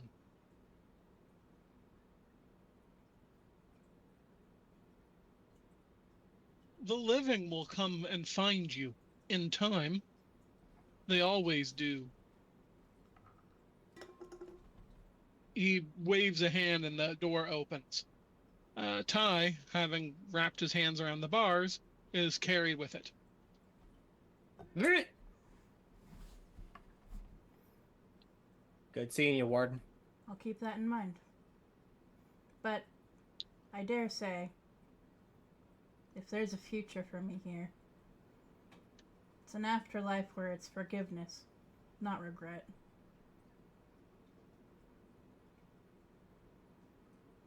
Everyone rules their dominion in their own way according to their own mission. He clears his throat and says, I do have to inform the three of you, though. While you did not break any of the old laws, you certainly violated the spirit of those laws. You are the dead, and yet you insist on holding on to life? You did not even give yourselves the chance to determine whether you'd like to spend your afterlives here by swapping keys. You did not even have the option to stay. You robbed yourselves of that. I think you're wrong. By swapping keys, we all had the option to stay. But we're all in this together.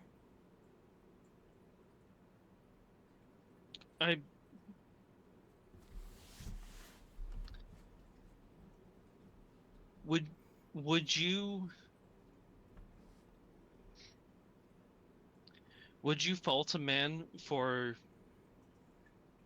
leaving his car keys with someone else after he's been drinking?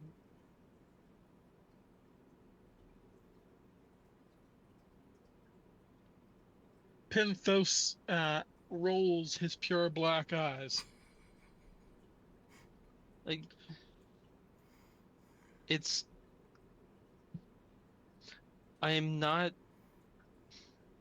we're not ruling out the possibility of staying here. It's just not our time to yet. We have too much to protect, and as I suspected, there was a compulsion to stay. The only compulsion is your own, he says. And that's what I was afraid of. Well, you are, of course... Oh, go on, continue. I must ask a question. Oh, sorry, go ahead. I thought you guys had hit a natural breakpoint. We didn't. I'll wait. Okay. Sure, we might be kind of dead, but we still have our biology and our psychology. And regardless of how healthy we are, we still have the call to the void that every living thing has.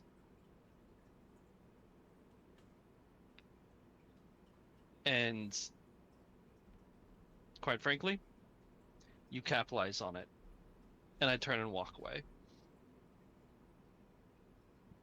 All right. And Ty? I simply ask one question. This is what I want to see, right? This isn't what would have happened. This is what I wanted to happen. Right? Yes, you are correct. I thought so. I do not have the ability to see into what may happen, but this place does exist to give comfort to the dead, to whom there is no other comfort. I lay a hand on his shoulder. Let's just say, perhaps you will see me again. But not today. I have much to do before I rest. Ty turns and begins walking back the way he came. So Nathan's the last person in the cell with Penthos now, right? Has Gretchen? Yeah. Did Gretchen even come in? I don't think she had a reason to. Okay. Nathan was raised by his grandparents. He's got like an embroidered pocket square. Like one of those, And he reaches out with it to dab some tears from Penthos's cheek. And says, I'll think about your offer. Before he walks out. All right. So are you guys going to just leave Metamelomai entirely? I'd like to get out of here. Mm-hmm. I would like nothing more than to get the fuck out of here as quickly as possible. Yeah. Right. So the group goes out goes out the door, down the stairs, leaves the prison, crosses the bridge, and finds themselves back on the other side, uh, where the guardhouse is. Ty takes great pleasure in signing the outgoing book. Same. Yep. All right, it's been a few hours. Now, I did remember that at least one of you brought up a scene that they did want to do today. Yes. Yes. Was it just me, or did you guys also do it? I was following on your footsteps because I believe you were the one who had an idea for today. Yes. If you don't, I definitely do. I would like to stop back by the Forest of Suicides and get us a drill. You know, the drill. I'm All very right. sorry, but I need to go handle something. I will be right back. All right. We'll be back in a moment, folks. I'm going to use the opportunity to take a swift break myself. Enjoy your intermission. Make sure to get snacks and all that, and we'll see you in a few.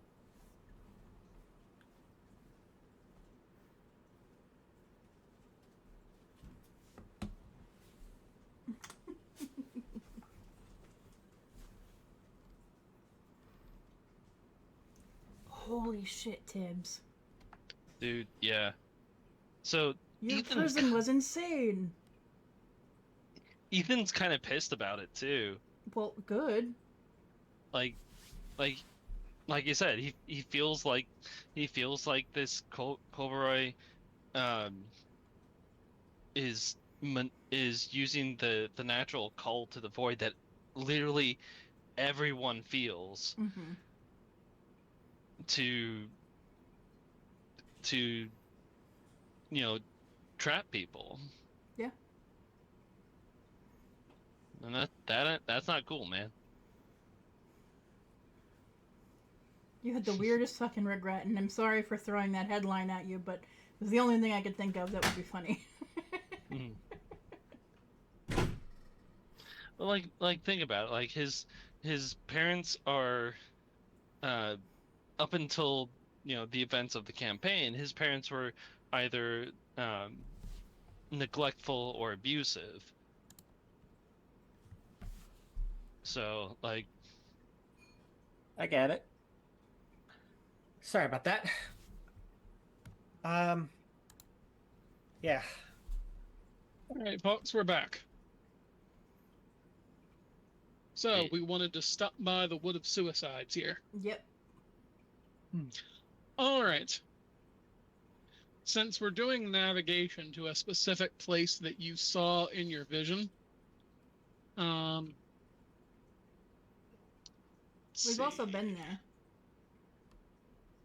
Well, yeah, but you're looking for the specific tree. Oh, yeah, good call.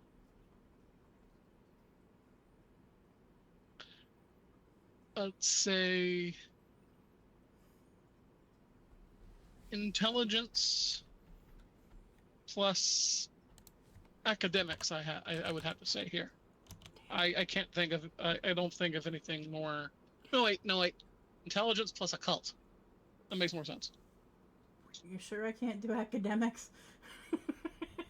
Okay, sure, that makes sense to me. Okay. And would my specialty in deciphering help? Sure. all right. Can I roll to assist? Yeah. Yeah. Well, sorry, that's up to Kenny. Yeah, I'm fine with that. I mean, given that you're the one that saw it, I can't take the lead on this, but Yeah. Ty would normally help, but Ty seems very distracted. That's fair. there you go. 4 successes to your dice pool. Excellent. So that brings me up to 9. 1 success. All right. Well, that is a success. On the way back,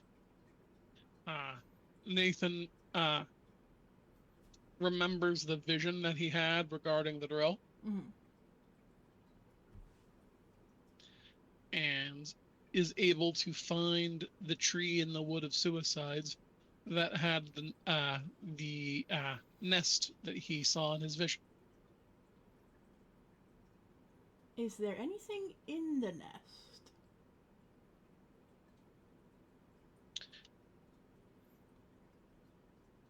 All right, let me see here. No, Excellent. Um, I have. It's a the tree is about 20 feet tall and fairly thin, all things considered, but it does look roughly climbable if you wanted to attempt that. You do see the nest at the top, made out of bones and random bits of underwood vegetation. Okay. So, You also see something shiny in there that you think is probably the drill. excellent. So Nathan is probably the smallest among us, right? So that Yep. would be dexterity plus athletics. Makes sense to me. Nathan also has Trilly in his crossbody bag.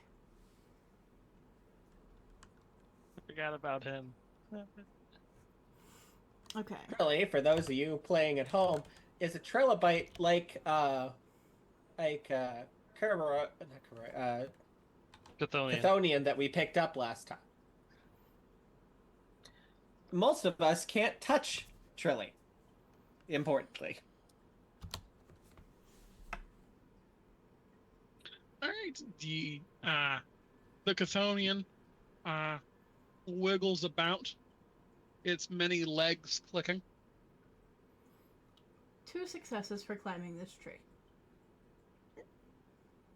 All right, so you go up the tree with the Chthonian in tow. Mm-hmm. You eventually find yourself at the top. Okay. Here Go ahead. Here in the nest, you can see that random shiny bits and bobs have been picked up. Nothing looks especially valuable except the cast-off drill that you were looking for.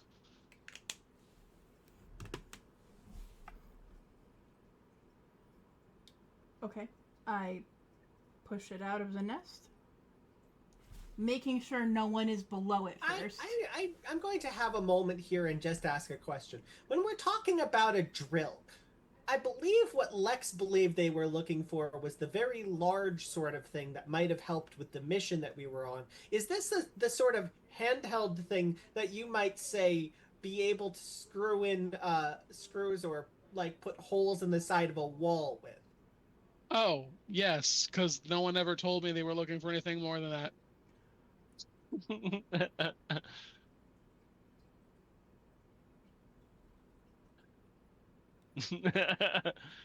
I think Lexi just died a little. Because the bird's nest seemed to be in a very thin thing to be holding such a large object. Okay. I attach it to my belt and I climb down. I'm gonna want stats on this. Give me a luck roll real quick. Call me Tim the Tool Man. Come on. 2.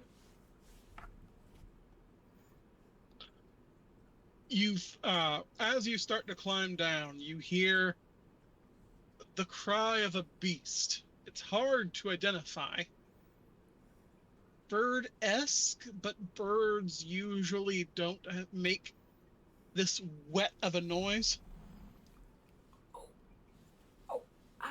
Where's my phone? Hold on, I have to go to the equipment channel. You have an audio for that? Above, you see the sky darken. A massive bird-like Chthonian is circling the tree.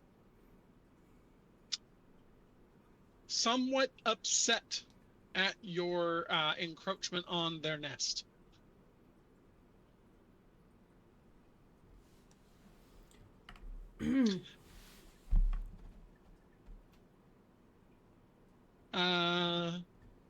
Roll perception. That is wits plus composure, correct? Yes. Sorry, this isn't normally my roll. 4 successes. As the beast wheels about in the sky above you, you get a good look at it.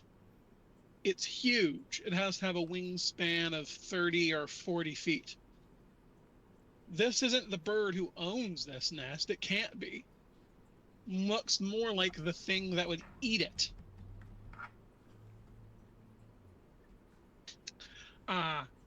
As it flies around, you also get a good look at the creature's face. It has a long, 10 feet long beak. It's the skull and beak are in a spiral fashion.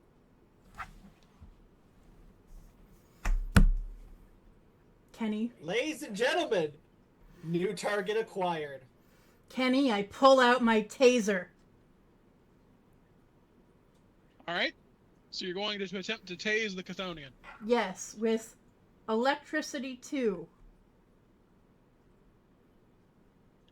All right. That's an influence. So what we'll be rolling for the influence, because we're going to be rolling on its stats here. Can Bear I with do me briefly? Can I try something silly? So this thing is like massively like this Chthonian is pretty big, you said, yeah? Mm-hmm. Yeah. Okay. I have a router with influence electronics. Can I like overclock the taser? Sure. Um, Let me give you what you need to roll. All right. Spend essence according to the tables on this page and roll power plus finesse, which is the cast-off's power plus finesse. okay. Okay. And And the essence it spends is its own essence. 3 successes on that. Okay, so I add that to my power plus finesse roll? Hold on. Okay. You wanted to strengthen, correct? Yes. That is 1 essence. And let's see.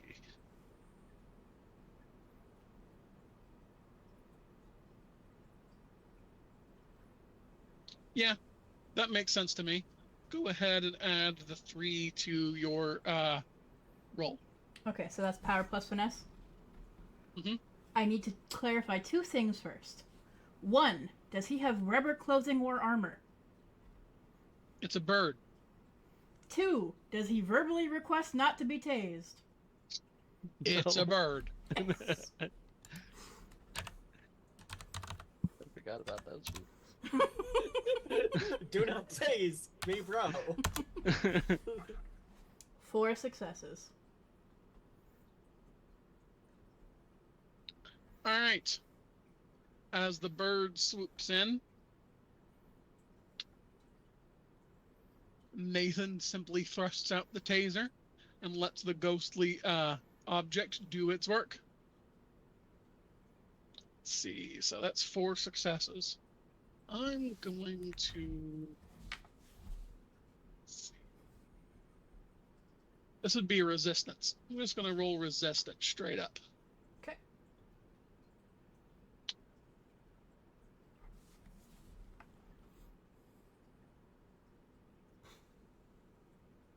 With an unearthly screech, the Chthonian comes crashing down to the floor of the underworld.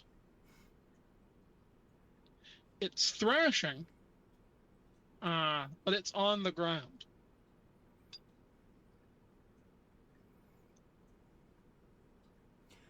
I climb down and I believe we saw earlier the other dead eating Chthonian goop, correct? Mm-hmm. So I raise my voice and I call out to all the dead in the area to come feast. I'll be taking the head as my trophy. So may I take a swing here while we've got him down? Please. Because I don't think he's dead yet. Probably not.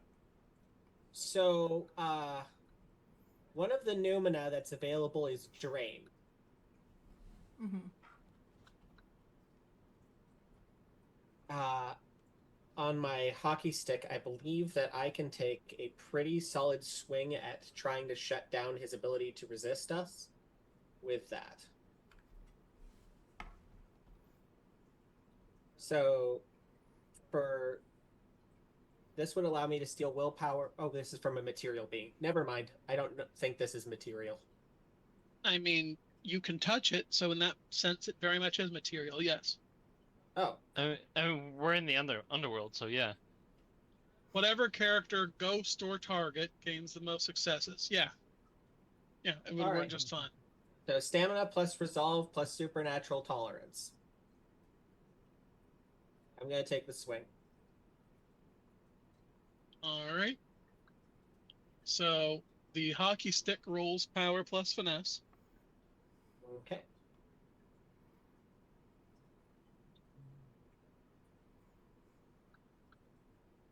So I'm not using it through it.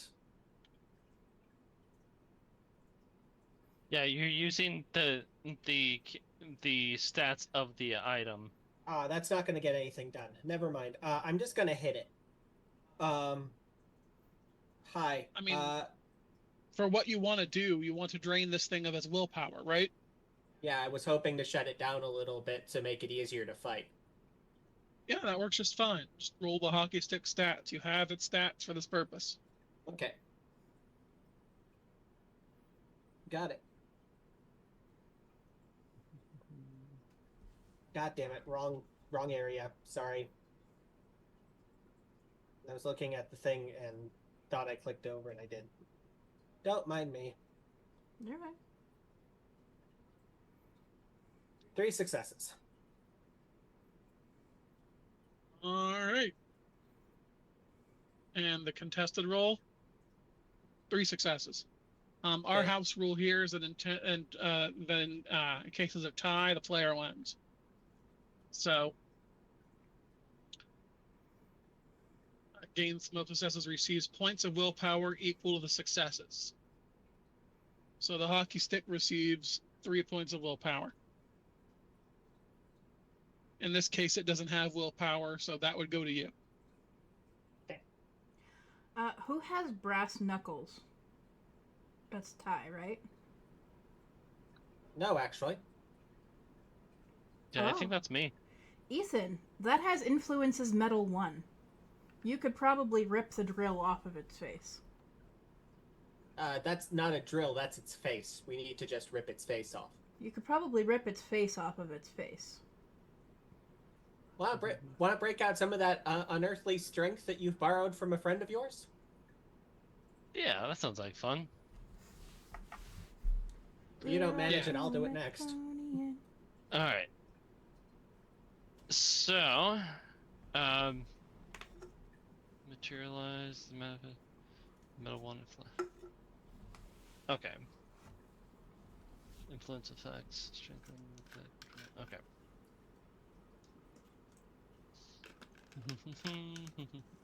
Okay, so with the brass knuckles, do those actually give me a, if I'm just using them as a normal Converts bashing to lethal if they work like brass knuckles. Yeah. So if you use a brawl attack, it does lethal damage instead. Okay. So it does skill, okay. So yeah, I'm gonna go ahead and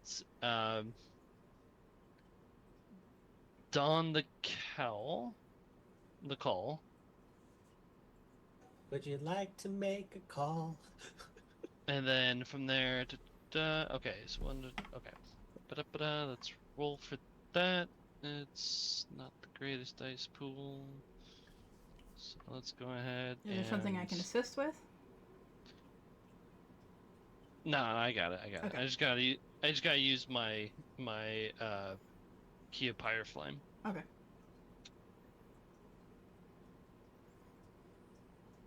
Two successes. So I have successfully done the uh, call Mhm. and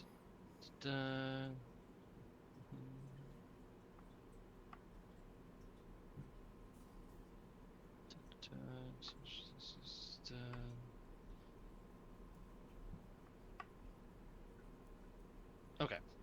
So I guess I will do a Meathead's power plus brawl to see if I can get this, rip this drill off the bird's face. Yeah, and it's prone, so it doesn't get its defense, I believe.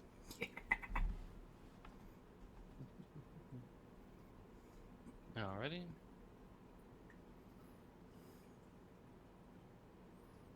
Three successes. How did you get that with Meathead's power plus your brawl? I mean, it has power of 9. Yeah. What about Ethan's brawl? Oh, sorry. 8. It's 8, not 9. My apologies. But you still have to No, add I your know brawl it is to 9 because I'm looking at Meathead's character sheet. It's 9. Right. I forgot to subtract the one for the not for being unskilled in brawl. You have access to Meathead's skill in Brawl if you just spend a couple of points of Plaza. Oh. Okay. I will do that. Yeah, instead of that's having his, -1, you can have up to 3, I think, maybe more. that was his 3, I think. remembrance trait. Yeah, it's a remembrance trait. Let me So you look. can have it up to his rank, which I believe is 4. He had his rank 4. Okay.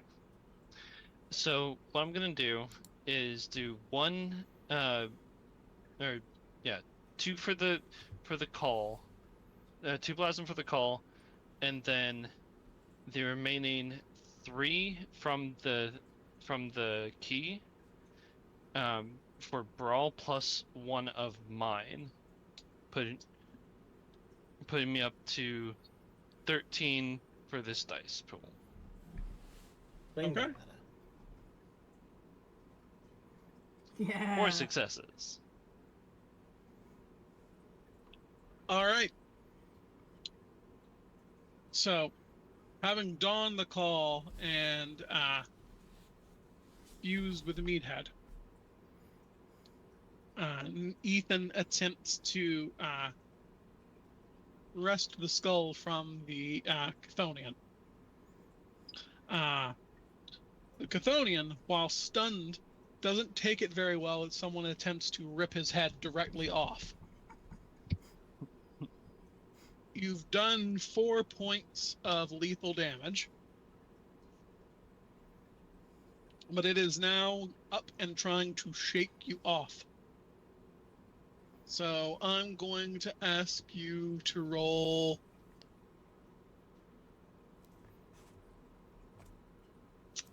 dexterity plus athletics, please. Okay. Dex. I'm not at a negative. So I'm on okay. Is this full combat? Should we roll for initiative? It's not. That's not necessary right now. Okay.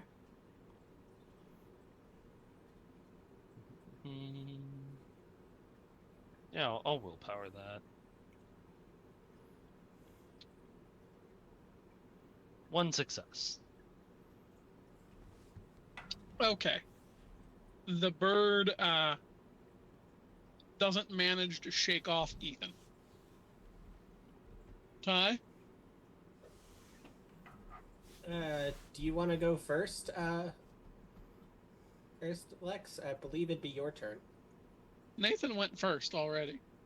Yeah, but then I went and then Tibbs went. Yeah, you're right. Sorry. Nathan? I am a Pokemon master.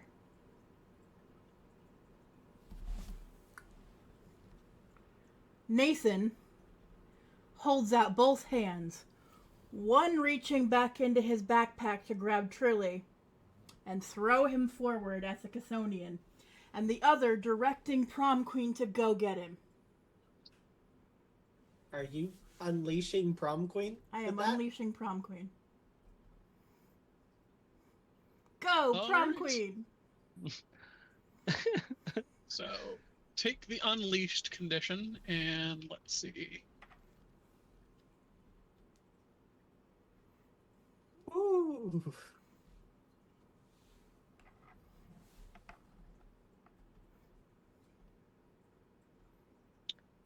Prom Queen takes the unleashed condition, immediately materialize, ignoring all requirements.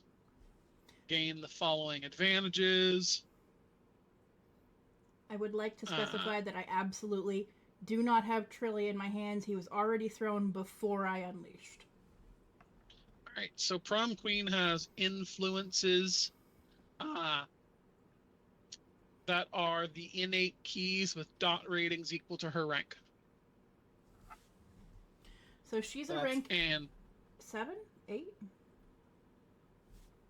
Hold on, we have it written down. I think it's in experience. rank 6, I believe. That sounds right. It's 7 if you've put on the shiny hat, and I don't know if we did that this session. Well, I bought up to 6, and then I got the 2 from the... No, this is the rank of your Geist. It's Oh, not your okay. synergy. Okay, hold on. Yeah, she's rank 6. Okay, so she's rank 6. So I roll 6 plus what? Alright, so she has what she has is she has influences for the names of the keys. So that means not just she has your innate key and her innate key as influences. Okay, so blood so and she chance. has influence, blood, and chance at 6. Okay. And you also get, I believe, the weak link condition. Yeah, weakened bond. There it is. So while she's out, you can't splend plasm. Only the Prom Queen can. That's fine. So the Triloblite Chthonian hits the other Chthonian in the beak. So, all right, what's Prom Queen gonna do? At 6, I can just freely manipulate the key, correct? If you want to use it as an influence, so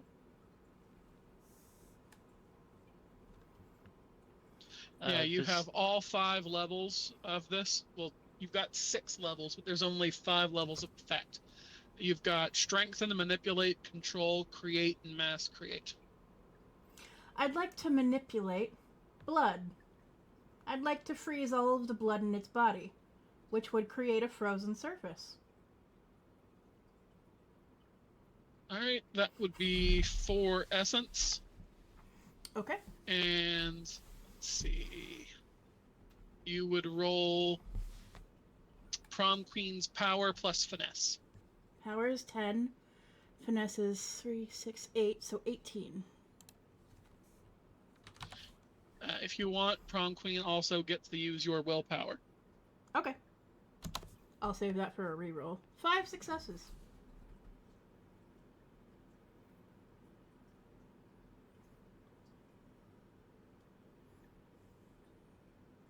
All right. So the Chthonian is frozen solid.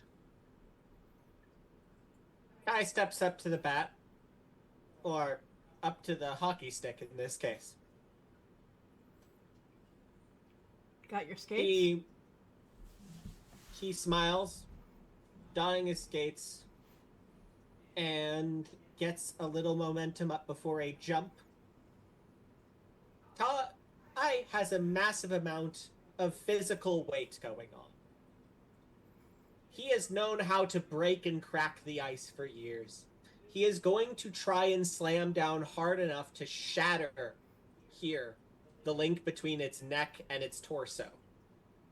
I would like to roll stamina plus athletics with hockey to try and break its neck. Works for me. Alrighty. Ethan, do you have... If you have that same roll, you could probably yank its head at the same time. Yeah, do you want to do that? Yeah, I'll do my last roll, or not my last roll, the one prior to that. It's 13. Yeah. Yep. Yeah. I believe so. So I guess I'm rolling to assist then. Sorry. I misunderstood. Let's try that again. Okay. 4 successes to assist with the shattering of the neck. Alright. All right, and make your roll. I think that's okay. 8 successes. All right. The Chthonian has been slain. The skull is pulled free from the head, the body, and you now have a very large makeshift drill bit. We're just gonna have to get a motor to run it. The hollering about the asking the dead to come have what they wish has attracted a large crowd of ghosts who gladly begin feasting upon the alien ectoplasm of the slain Chthonian. Congratulations, you've killed the ghost of Big Bird. Oh god.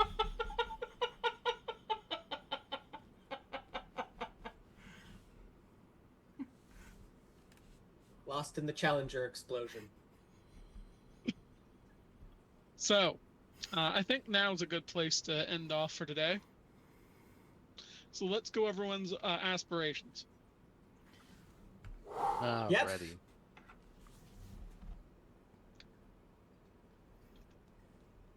Tibbs, you want to go first? All right. World record speed run. Well, I have to have a body to be able to do that, so I'm gonna count that as progress. Yep.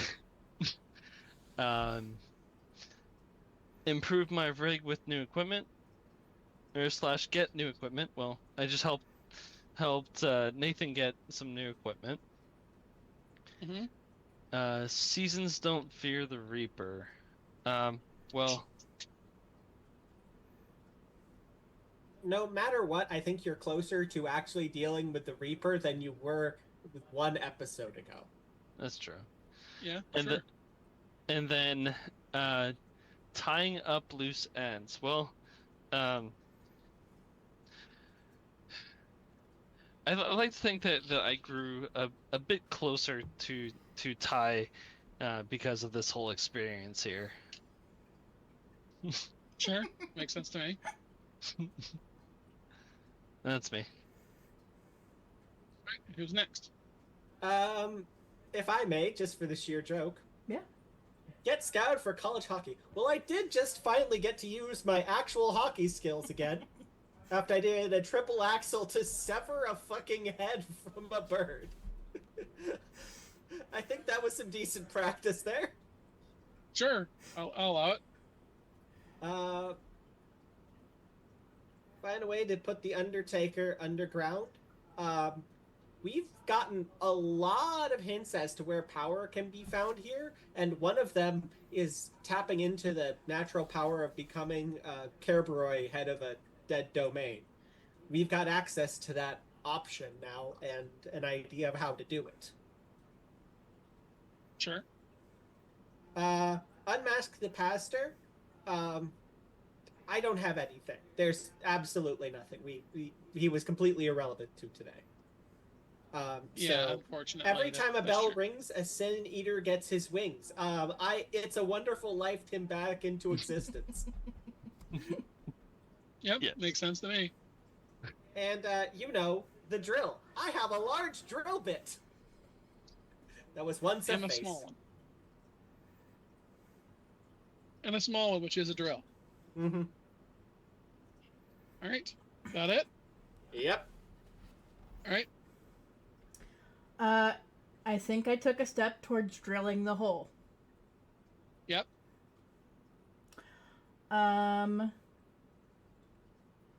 We definitely took a step towards growing the crew. I have Trilly Yep. now. We made a detour on our way home into this forest.